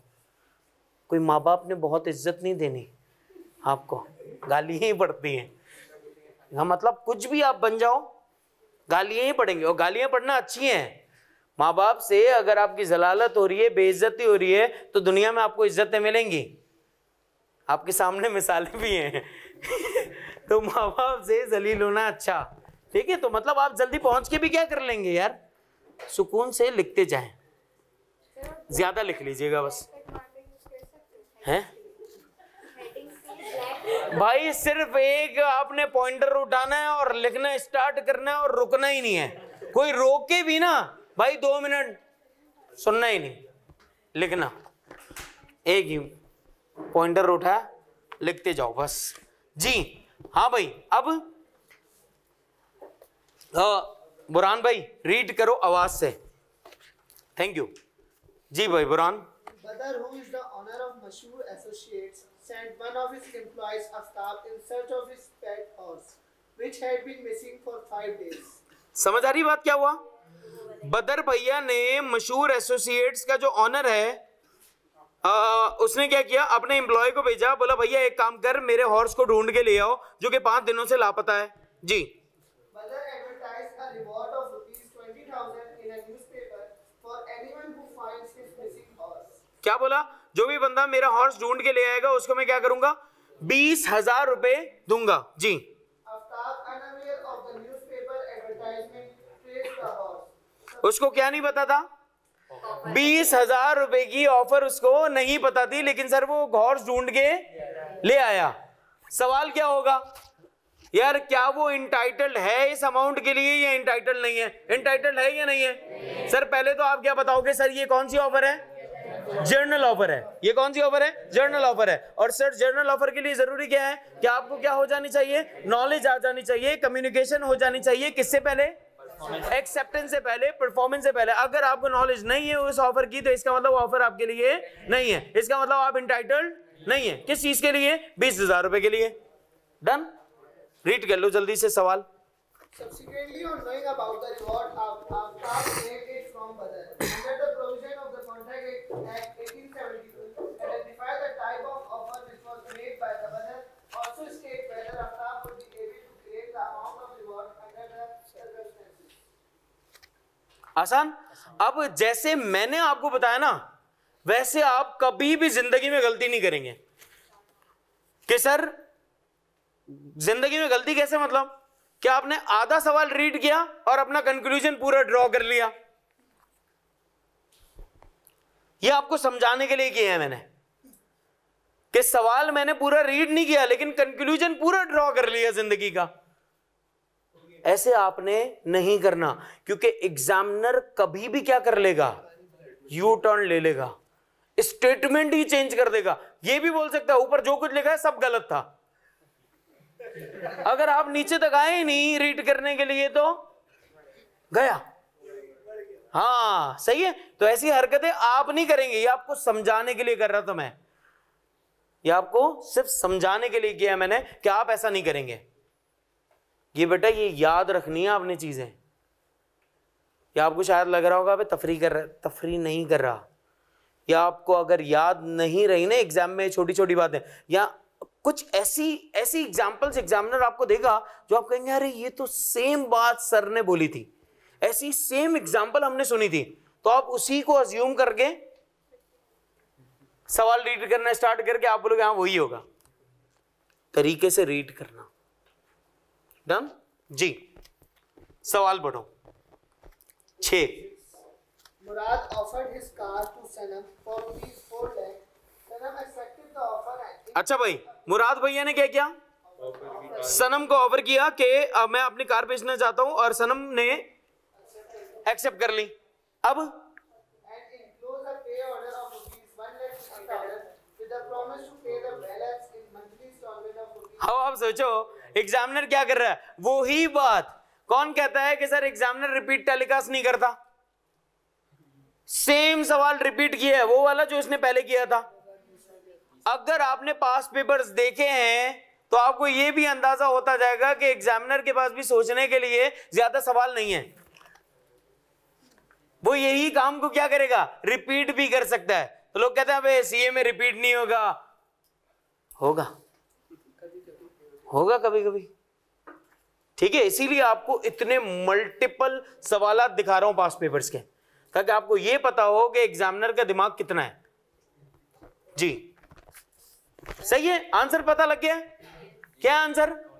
काउंटर ऑफर हुई है, और ये ऑफर है, एक्सेप्टेंस नहीं है। जी Tariq promised to pay Tahir for his service whatever amount Tariq might take. इसका आंसर आप लोग खुद बताएंगे।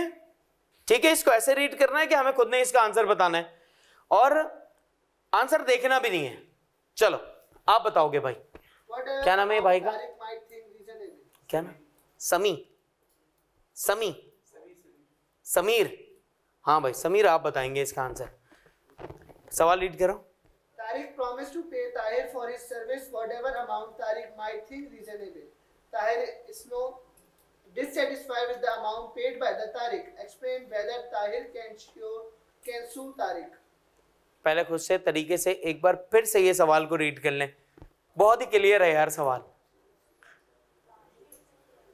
तारिक ने प्रॉमिस किया ताहिर को कि मैं तुम्हें तुम्हारी सर्विसेज के लिए एक अमाउंट पे करूंगा, और वो अमाउंट कितना होगा? वो एक मुनासिब सा अमाउंट होगा। सर यहां पर मुनासिब का मतलब ये भी होता है कि ये मार्केट वैल्यू के मुताबिक होगा।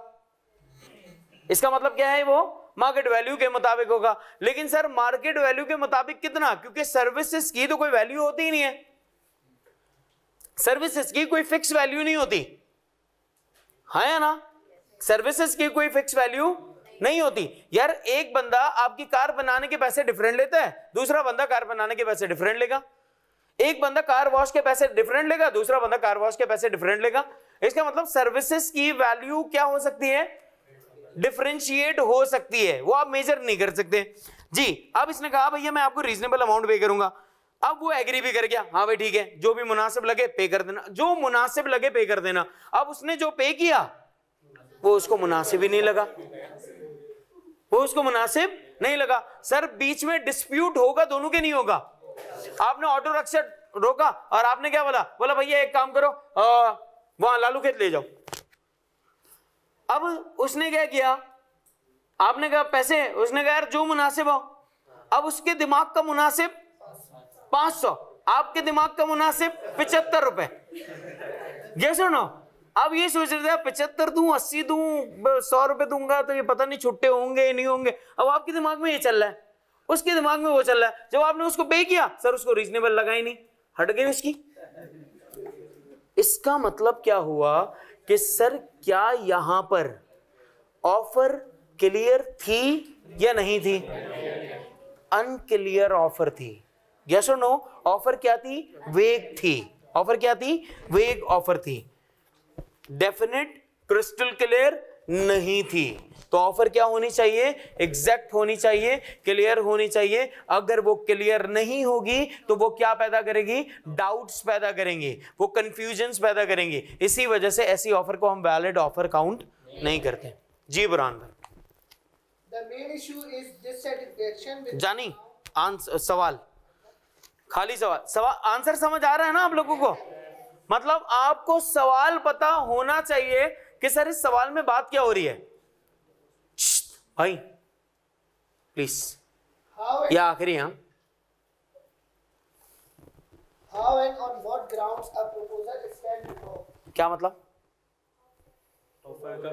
ऑफर कब कब खत्म हो सकती है, ठीक है। What is the time limit after which a proposal cannot be revoked? कौन सा ऐसा टाइम पीरियड है जिसके बाद प्रपोजल रिवोक्ड, किसके बाद नहीं हो सकता, एक्सेप्टेंस के बाद वो रिवोक नहीं किया जा सकता, ठीक है जी।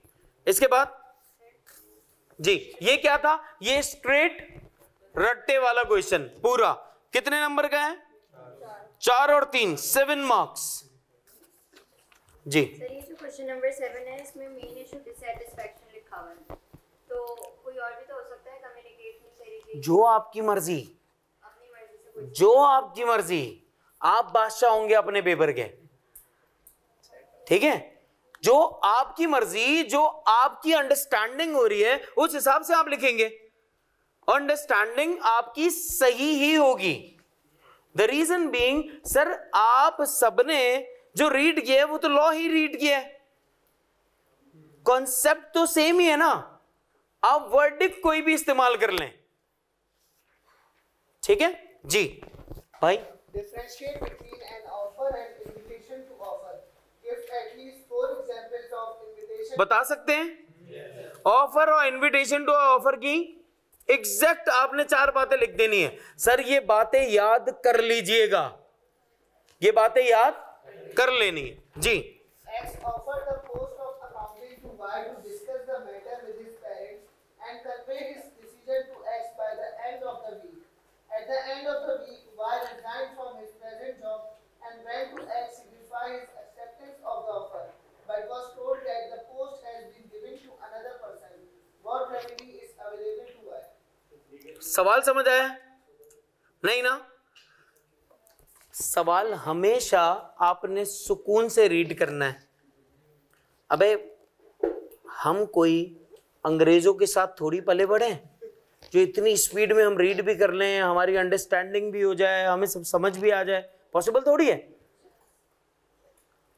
इसको तरीके से सवाल को रीड करें, सब खुद से रीड करें, शाबाश। बहुत ही आसान से सवाल है। हर फुल स्टॉप के बाद रुकना जरूरी है, हर कॉमा के बाद रुकना जरूरी है।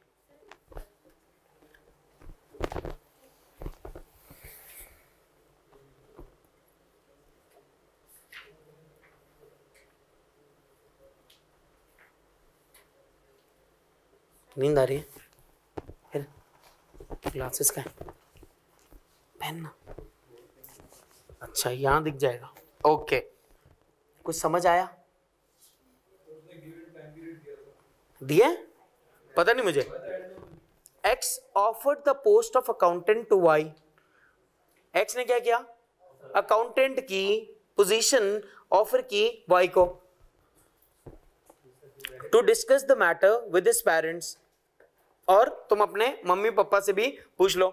And convey his decision to X by the end of the week. और इसने क्या बोला कि मुझे तुम क्या कर देना, एंड ऑफ द वीक मुझे बता देना। इसका मतलब सर वीक से पहले भी X चाहे तो अपनी ऑफर क्या कर सकता है, रिवोक कर सकता है। टाइम पीरियड दिया हुआ उसके बावजूद भी वो क्या कर सकता है, रिवोक कर सकता है। ये बात हमें पता है जी। हाँ हुआ क्या, at the end of the week Y resign from his present job. Y ने क्या कर लिया, अपनी प्रेजेंट जॉब से रिजाइन कर दिया, लेकिन X को एक्सेप्टेंस नहीं दी। भाई जरूरी क्या था कि आप उसको एक्सेप्टेंस दो, इसने एक्सेप्टेंस नहीं दी अब तक। इसने वहां पे क्या कर दिया, रेजिग्नेशन दे दिया, यानी कि वहां का भी नहीं रहा और लग रहा है कि यहां का भी नहीं रहेगा। ऐसा ही है ना भाई, आपको पहले एक्सेप्टेंस देनी है, वरना वो तो कभी भी क्या कर सकता है, रिवोक्ट कर सकता है अपनी ऑफर को। और यहां पे रिवोक्ट हुआ कैसे, इंप्लाइड तरीके से रिवोक्ट हुआ है कि हमने आपको बताया नहीं, हमने वो जॉब उठा के किसी और को दे दी। भाई हमने तो ऑफर की थी ना, आपका जवाब नहीं आया तो आपके जवाब का इंतजार थोड़ी करते फिरेंगे। हमने क्या कर दिया, हमने वो जॉब किसी और को दे दी। आपका जवाब नहीं है इसका मतलब हम समझे आपको एक्सेप्टेबल नहीं है हमारी ऑफर। समझ रहे हैं या नहीं? फिर से रीड करते हैं, फिर से रीड करते हैं। कहां चला गया, at the end of the week Y resign from his present job and went to X signify his acceptance. और उसने क्या किया, कम्युनिकेट किया अपनी एक्सेप्टेंस को, acceptance of the offer, but was told that the post has been given to another person. What remedy is available to Y? अब सवाल की रिक्वायरमेंट समझे सर। यहां पे रेमेडी का मतलब क्या है, रेमेडी का मतलब है सॉल्यूशन, रेमेडी का मतलब है इलाज। सर अब इस बंदे के पास क्या क्या सॉल्यूशन अवेलेबल है वाई के पास? क्या सर वो केस कर सकता है, क्या वो डैमेजेस ले सकता है? नहीं ले सकता। क्या यार मैंने तुम्हारे कहने पे वहां पे जॉब भी छोड़ दी, भाई मैंने थोड़ी बोला था, पहले मुझे एक्सेप्ट तो करो। रिवोकेशन यहां पे इंप्लाइडली हो गई ना यार, इंप्लाइडली हो गई। इंप्लाइडली कैसे, हमारे एक्शन से हमने वो जॉब किसी और को दे दी। आप ये सोच के आ रहे थे कि यार एंड ऑफ द वीक है हमारे पास, सुकून से जाके एक्सेप्टेंस दे देंगे। याद है मैंने आपको एग्जाम्पल में बताया था कि आपके पास इस ऑफर को एक्सेप्ट करने के लिए 5 दिन है, और मैंने उस टाइम से पहले ही क्या करवा दिया था कि ऑफर हमारी क्या हो गई, रिवोक्ट कर दी। तो कुछ लोगों ने कहा था सर ये रिवोकेशन नहीं हो सकती, लेकिन मैंने कहा था कि अगर हमने टाइम पीरियड दिया है और आपने एक्सेप्टेंस नहीं दी तो आपकी एक्सेप्टेंस से पहले पहले मेरी मर्जी है, मैं कभी भी क्या कर सकता हूं, रिवोक कर सकता हूं। हमने कर दिया वही काम। आई बात समझ? यस और नो? पुरान भाई समझे क्या नहीं? यहां पर इंप्लाइड रिवोकेशन हो रही है। इंप्लाइड रिवोकेशन का मतलब क्या है, हमारी हरकतों से लग रहा है कि हमने रिवोक कर दिया। नहीं समझे यार? फर्ज करें मैंने आपसे ए ने बी से कहा मैं आपसे शादी करूंगा, ए ने बी से कहा मैं आपसे शादी करूंगा। अब हुआ ऐसा कि सर जिस दिन शादी वाला दिन था ना, बी भाग गया किसी और के साथ। इसका मतलब इंप्लाइड रिवोकेशन कर दी यार। इसका मतलब वो क्या बोले, नहीं मेरा राजा आएगा। अबे राजा भाग गया भाई, राजा नहीं आएगा, अब राजा सी के साथ है। Got me point? चलो तो इसे हम क्या कहते हैं, यार आप मना तो कर देते, हम इंतजार कर रहे थे वहां पे। भाई हमारा भाग जाना इटसेल्फ आपको क्या बता रहा है, अब पार्लर नहीं जाओ, हम भाग चुके। सिंपल यार, इसको बोलते हैं इम्प्लाइड रिवोकेशन। जी भाई। Ali Bookshop circulated its updated price list to all the members in its mailing list. One of the members, Musa Enterprise, ordered 2000 copies of a particular book to be supplied within a month, which the bookshop could not arrange and regretted to accept the offer. Musa Enterprise filed a suit against Ali Bookshop for not honoring the contract and withdrawing the offer after it was accepted. Comment on the possible outcome. और के सवाल में 1 minute खाली रुक जाओ, 1 minute रुक। अच्छा, ये जो सवाल ये जो रीड कर रहा है अली बुक शॉप वाला, इसको आप तरीके से जरा सोचिएगा और फिर रीड कीजिएगा, ठीक है? सुकून सुकून से रीड करो बुरहान भाई। Ali Bookshop circulated its updated price list to all the members in its mailing list. Ali book shop ने जितने भी उसके मेंबर से, मतलब जितने भी उसके कस्टमर से, जितने लोगों के नंबर से, जितने लोगों के मेल से, उन सबको क्या किया? अपनी प्राइस लिस्ट भेजी है, अपनी अपडेटेड प्राइस लिस्ट भेजी है कि भैया ये हमारी प्राइस लिस्ट है। सही है? अब One of the members, Musa Enterprise, ordered 2,000 copies of a particular book to be supplied within a month, which the bookshop could not arrange and regretted to accept the offer. Musa Enterprise filed a suit against Ali Book. अब जरा सोचें यार, जो updated price list हमने आपको भेजी है sir, ये क्या है? ये actually invitation to an offer है, लेकिन ये ऑफर नहीं है। ऐसा ही है ना? मैं आपको ये बता रहा हूं कि भैया अब आप आओ और आप हमें आगे क्या करेंगे? ऑफर देंगे, और हम उस ऑफर को क्या करेंगे? एक्सेप्ट करेंगे, रिजेक्ट करेंगे। सर अगर आप मुझे ये बोल दो यार 50,000 किताबें छाप दो, 50,000 किताबें मैं इस महीने आपसे लेने के लिए आ रहा हूं, भाई हमसे भी तो पूछो क्या हमारे पास 50,000 अवेलेबल भी होंगी या नहीं होंगी? हमने तो आपको खाली प्राइस लिस्ट भेजी है, आप हमें अपनी ऑफर करके बताओगे कि आपको कितनी क्वांटिटी चाहिए। यस और नो? तो ऑफर आपकी तरफ से होगी और फिर एक्सेप्टेंस हमारी तरफ से होगी। जी। Ali Bookshop for not honoring the contract and withdrawing the offer after it was accepted. और उसने क्या कर लिया? एक्सेप्ट करने के बाद विड्रॉ किया है। Case उसने view करा है। Musa enterprise filed a suit against Ali book shop. Musa enterprise ने क्या किया? अली बुक शॉप के ऊपर केस फाइल कर दिया है, ठीक है, for not honouring the contract. किस बात के लिए? कि भैया आपने हमारे कॉन्ट्रैक्ट को फुलफिल नहीं किया। हमने आपसे कहा 2000 कॉपी छाप के दो, आपने हमारे कॉन्ट्रैक्ट को ऑनर नहीं किया। And with drawing the offer, और आपने अपनी ऑफर क्या कर ली? विदड्रॉ कर ली आफ्टर इट वॉज एक्सेप्टेड। यहां पे ना कहानी घूम गई यार, उसने एक्सेप्ट किया है, अब यहां पर कंफ्यूजन है।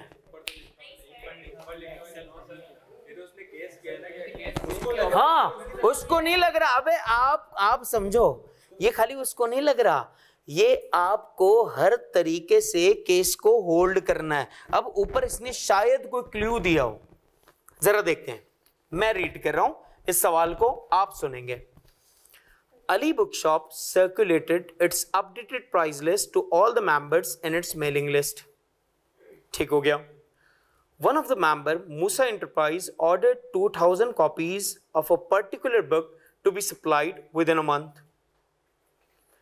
With the bookshop could not arrange and regretted, और ये regret कर रहा है किस बात के लिए? ऑफर को एक्सेप्ट करने के लिए। इसका मतलब कि इसने ऑफर को एक्सेप्ट किया हुआ है, हाँ या ना? ये रिग्रेट कर रहा है कि मैंने इस ऑफर को एक्सेप्ट किया। क्यों? आई बात समझ? इसके पास 2000 किताबें अवेलेबल नहीं हो सकी, और अब ये क्या कर रहा है? इसने एक्सेप्ट कर लिया, और अब ये इस बात के ऊपर क्या कर रहा है? रिग्रेट कर रहा है। अब जरा देखो, Musa enterprise filed a suit against Ali book shop for not honouring the contract and withdrawing the offer after it was accepted. अब आप देख रहे हैं, ये अगर आफ्टर इट वाज एक्सेप्टेड इतना साफ साफ ना लिखा होता तो ऊपर वाली बात को हम इग्नोर कर जाते और हम आंसर गलत लिख देते। तो इसका मतलब कि सर अगर आपने इस चीज को एक्सेप्ट किया है तो अब आपको क्या करना पड़ेगा? डिलीवर करना पड़ेगा, डैमेजेस देने पड़ेंगे। यानी कि सर इनिशियली क्या था कि ये इनविटेशन टू एन ऑफर थी। इनविटेशन टू एन ऑफर के बाद सर सामने वाले ने आपको ऑफर की और आपने उसकी ऑफर को क्या कर लिया, एक्सेप्ट कर लिया। अब एक्सेप्ट करने के बाद आपको उसे क्या करना पड़ेगा, डिलीवर करना पड़ेगा। अगर आपने डिलीवर नहीं किया इसका मतलब गलती किसने की, आपकी तरफ से हुई। समझ आई बात या नहीं? माइट बी पॉसिबल यहां पर इसका आंसर वो लिखा हुआ है जो मैं आपको पहले बता रहा था, यस और नो? तो आप इसका आंसर वो लिखेंगे कि एक्सेप्टेंस के बाद सामने वाला शख्स उससे क्या कर सकता है, डैमेजेस क्लेम कर सकता है। Got my point? यस और नो? तो ये आंसर नहीं लिखेंगे, ये वाला आंसर नहीं लिखेंगे जी। एक मिनट यार, एक सवाल सुनते हैं। पिछले वाले क्वेश्चन में आपने कहा था कि x with in time period revoke कर सकता है जब उसने ऑफर की थी, लेकिन यहाँ पे लिखा है कि एक्स रिवोक नहीं कर सकता, मतलब वो कोर्ट में जाएगा तो वाई को कंपनसेशन मिलेगी पैसे। देखिए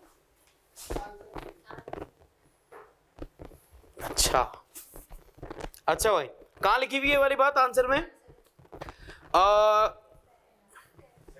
In a given scenario, it appeared that X was unable to communicate the revocation of his offer accurately.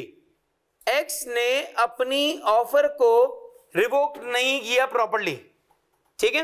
And Y accepted the same within a stipulated time. जो एक प्रॉपर मुआहिदे का टाइम था उसके अंदर उसने क्या कर लिया, एक्सेप्ट कर लिया। Consequently, X cannot revoke the offer now, otherwise he could involve in breach of contract and court will decide the नहीं, उल्टा नहीं, जरा समझ लो। लॉ के अंदर दो लोग अलग अलग बात लिख सकते हैं, दो लोग अलग अलग बात लिख सकते हैं, लेकिन जब भी कभी अलग अलग बात लिखी भी होगी ना, दोनों को अपनी बात को प्रूफ करना होगा। जैसे कि मैंने क्या बताया कि ये इंप्लाइड रिवोकेशन है, और अगर आप ये कहो कि सर मैं इसको इंप्लाइड रिवोकेशन नहीं मानता, अगर आप इंप्लाइड रिवोकेशन नहीं मानते तो फिर आपको क्या लिखना पड़ेगा कि कौन गलत है, एक्स गलत है, कि एक्स ने अपनी रिवोकेशन जाहिर नहीं की और वाई ने अपनी यहां पे जॉब एक्सेप्ट कर ली। तो आप इसको एक्सेप्टेंस के हिसाब से लिख सकते हैं और दूसरा इसको रिवोकेशन के हिसाब से लिख सकता है। सर दोनों का आंसर ठीक हो सकता है,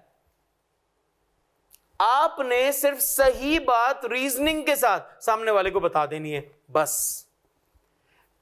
लॉ के पेपर में अगर एक बच्चा निकलता है और कहता है यार मैंने तो ये ऑफर के बारे में लिखा कि ये ऑफर वैलिड है, और दूसरा कहता है कि यार मैंने लिखा कि ये इनवैलिड है, अगर दोनों ने रीजनिंग्स ठीक दिए हैं लॉ के मुताबिक, अंडरस्टैंडिंग भी तो है ना। एक बंदा केस की 4 लाइनों को अलग तरीके से अंडरस्टैंड करता है, दूसरा बंदा केस की 4 लाइनों को अलग तरीके से अंडरस्टैंड करता है। सर जैसी आपने अंडरस्टैंडिंग की है लॉ के हिसाब से, आप वैसा ही उसका क्या कर देंगे, रिस्पॉन्स करेंगे। यानी आपका आंसर भी ठीक हो सकता है, दूसरे बंदे का आंसर भी ठीक हो सकता है। तो आपको ऐसे कोई 2 या 1 केस हर पेपर में मिलेगा जो कि इस तरह की कंफ्यूजन क्रिएट कर रहा होगा, कि एक बंदे को लग रहा होगा कि यार इसका आंसर ये है और दूसरे बंदे को लग रहा होगा कि इसका आंसर ये है। बात समझ आ गई जी भाई? नहीं ऐसा नहीं होता, ऐसा नहीं होता यहां पर भाई, यहां पे ऐसा नहीं होता, क्योंकि यहां पर आपको रीजनिंग के साथ आंसर देना होता है, ठीक है? जब आप रीड करते जाएंगे ना मजीद सवालात तो आपके सामने आते जाएंगे। अब ये जो 2 सवालात थे 10 और 11, ये आपको खुद बता रहे हैं कि सर यहां पर कंफ्यूजन का चांस है। 11 तो बिल्कुल क्लियर है क्योंकि वहां पर इसने बता दिया है regretted to accept the offer, और एक और इसने बता दिया drawing the offer after it was accepted.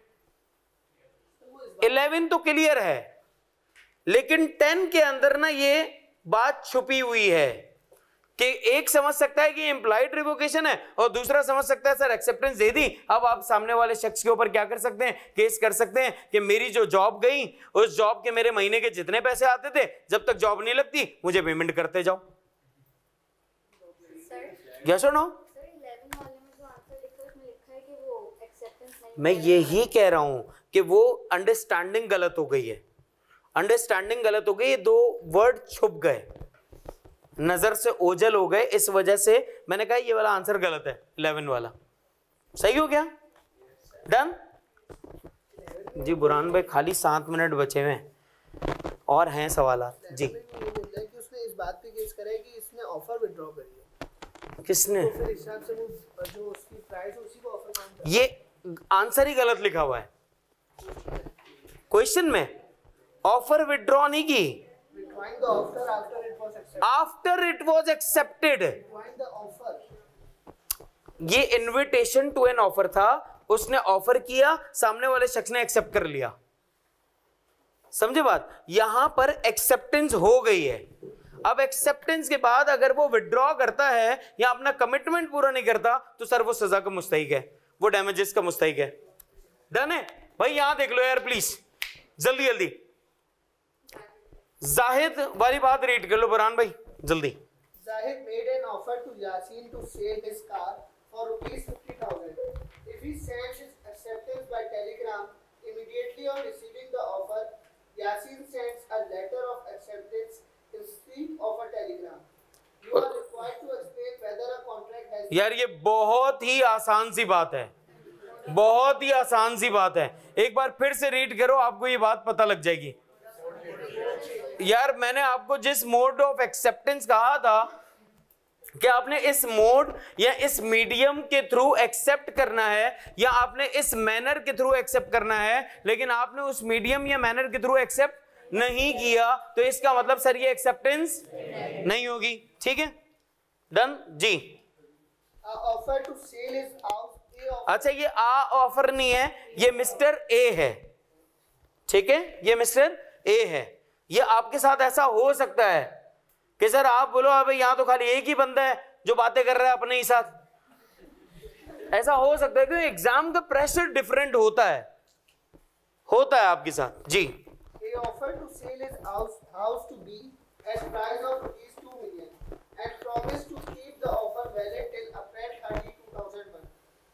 A revoked his offer on April 28, 2001. B accepted the offer on April 29, 2001. अच्छा पोस्टल रूल है, कैसे पता लग रहा है? नहीं, लेकिन इसने कहीं पर लेटर वेटर की बात की है क्या? अगर लेटर की बात नहीं की तो फिर आप क्यों पोस्टल रूल की बात कर रहे हो? आपके दिमाग में पोस्टल रूल के बारे में आना ही नहीं चाहिए। हाँ आना चाहिए क्योंकि सर मल्टीपल डेट्स दी हुई हैं, लेकिन कोई लेटर की बात ही नहीं। असल चीज तो लेटर है ना यार जी। हुआ क्या? He claims that since he accepted the offer before the expiry of its validity, therefore there is valid agreement between him and A. Whereas A claims that the offer was withdrawn before the acceptance by B. Therefore there is no binding contract. Comment on the claim made by A and B. समझ ही नहीं आया।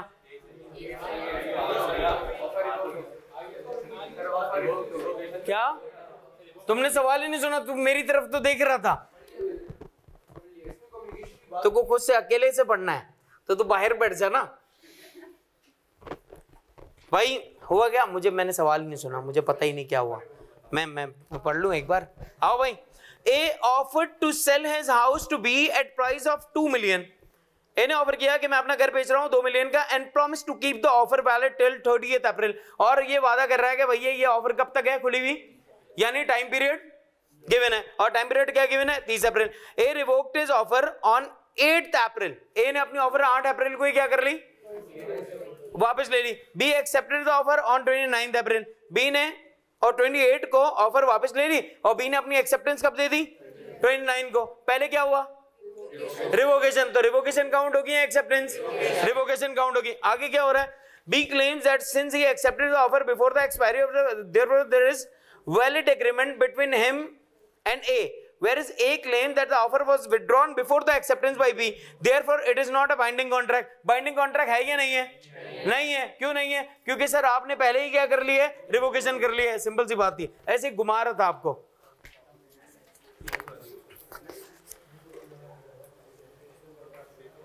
और क्या? चलो read करो शाबाश। Ahmed of Lahore offered by letter. भाई क्या हुआ? Read. Ahmed of Lahore offered by letter to sell some specific property to Babar at Karachi for rupees 1 million. The letter of offer was posted on April हाँ, क्या लग रहा है? अब आपको खुद पता लग जाएगा कि सर यहाँ पे पोस्टल रूल की बातें होने वाली है। मतलब आपको वो कंडीशंस पता लग जाए ना कि यार लेटर की बात हो, मल्टीपल डेट्स दी हुई हो, आप समझ लेना यार यहाँ पर पोस्टल रूल की एप्लीकेशन हो जाएगी। Babar posted his letter of an acceptance on April 7, which reached Ahmed on April 11. How the contract would be affected if Ahmed posts a letter of revocation of offer on April 6, which reached Babar on April 10. Babar dispatched a telegram cancelling his acceptance, which reached Ahmed on April 10. अब आप इसको एक सांस में पढ़ने की कोशिश करेंगे ना, तो आपको कभी जिंदगी में पोस्टल रूल का आंसर नहीं मिलेगा। आपको ये 10 बार पढ़ना पड़ेगा ऐसे, फिर जाके भी आप शायद अजीब ही आंसर निकालेंगे। Until and unless इसको आप इस तरीके से सॉल्व नहीं करेंगे, आप आंसर नहीं निकाल सकते।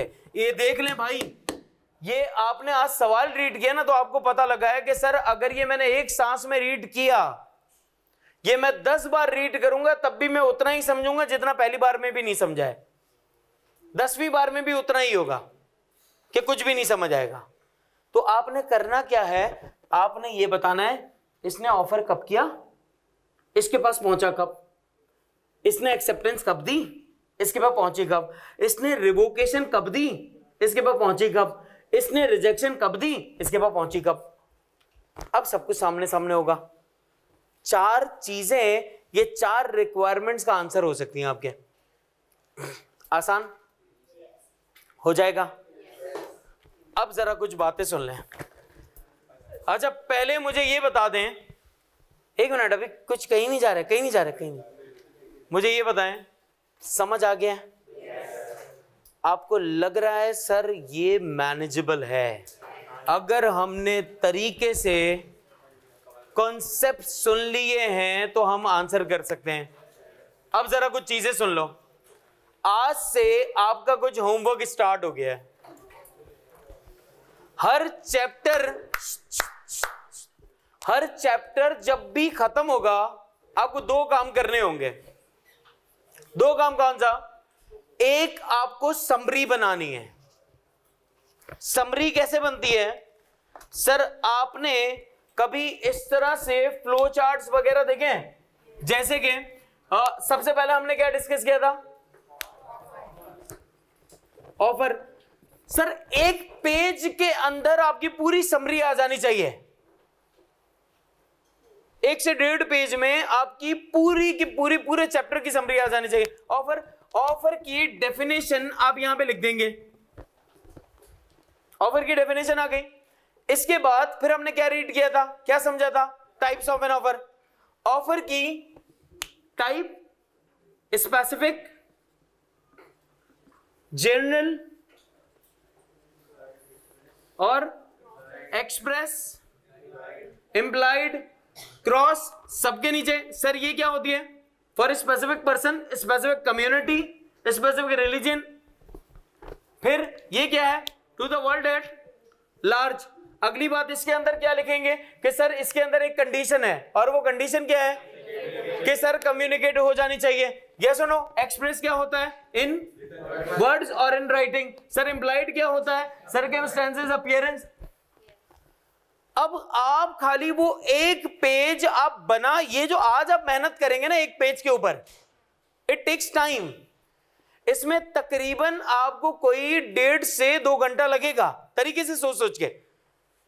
लेकिन आज जो ये आप इन्वेस्टमेंट कर रहे हैं ना अपने टाइम की, इस 1-1.5 पेज की समरी के ऊपर, ये आप देखेंगे कब?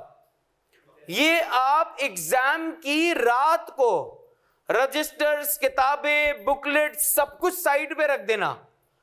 सिर्फ ये उठाना 18 पेजेस को और उन 18 पेजेस को एक बार घुमा लेना। सिर्फ घुमाओगे भी आपको लगेगा अब सब आता है, सो जाना। फिर आपको टेंशन नहीं होगी, क्योंकि आप वो एफर्ट्स मेरे साथ कर चुके होंगे। आपने तरीके से एक बड़ा सा पेपर लेना है, 1 या 2 पेज के ऊपर आपकी पूरी समरी हो जानी चाहिए। और ये इतनी साफ सुथरी सी आपके पास ये समरी लिखी हुई हो, आपने एक फाइल बनानी है, उस फाइल के अंदर आप उसको पंच करके उसको रख देंगे तरीके से, जितनी समरीज जमा होती जाएंगी सारी अंदर आती जाएंगी। सही हो गया? एक काम आपने ये करना है, पहला होमवर्क आप समरी लिखेंगे चैप्टर नंबर 2 की। दूसरा होमवर्क आप अपना सुन लें। दूसरा आपका होमवर्क यह है कि जितने सवालात आपने आज देखे हैं, इन सवालात को आप ड्राफ्ट करेंगे, आंसर करेंगे इनको। सर इनिशियली मैं ये आंसर इसमें से कुछ चीजें देख देख कर लूं? हाँ कर लो, लिखना जरूरी है आपको। सर हर क्वेश्चन अटेम्प्ट करना है, हर क्वेश्चन अटेम्प्ट करना है। सर अगर कोई क्वेश्चन रिपीट हो रहा है उसको भी अटेम्प्ट करूं, उसको भी अटेम्प्ट करो। डन? जब आप वो लिख लें और जो सवालात ऐसे हो जो आपको लग रहा हो कि सर ये अगर मैंने अटेम्प्ट किया है और मुझे लग रहा है यार मैंने ठीक अटेम्प्ट नहीं किया, मैंने अपनी तरफ से एफर्ट्स करने की कोशिश की लेकिन मुझे लग नहीं रहा ठीक, सर आप चेक कर लेंगे? मैं चेक कर लूंगा। सिंपल हो गया। सर आप मिस्टेक्स आइडेंटिफाई कर देंगे? मैं मिस्टेक्स आइडेंटिफाई कर दूंगा। आसान हो जाएगा। 2 काम है आपके और आपके पास 5 दिन है मंडे तक। काम क्या है? एक आपने समरी करनी है, दूसरा आपने पास्ट पेपर्स का सॉल्यूशन करना है। जब आप पास्ट पेपर को सॉल्व कर रहे होंगे ना, उस वक्त भी आपको समरी के लिए कुछ ना कुछ मवाद मिल रहा होगा, क्योंकि जो चीजें पास्ट पेपर में आई है हो सकता है वो आपके बुकलेट में या हमारी बातों में ना आ रही हो, लेकिन पास्ट पेपर में वो चीज आई हो और मैंने आपको बताई हो, तो वो चीज भी उठा के आप कहां पे लिख देंगे? अपनी समरी में। हो जाएगा? पक्की बात है? से अल्हम्दुलिल्लाह, से अगेन अल्हम्दुलिल्लाह। स्टे ब्लेस्ड, अपना ख्याल रखो। इंशाअल्लाह ताला आप लोगों से मंडे को मुलाकात करते हैं। टिल देन अल्लाह हाफिज। हो जाएगा ना भैया? हो जाएगा? सब कुछ समझ आ गया है? चलो अल्लाह की मदद।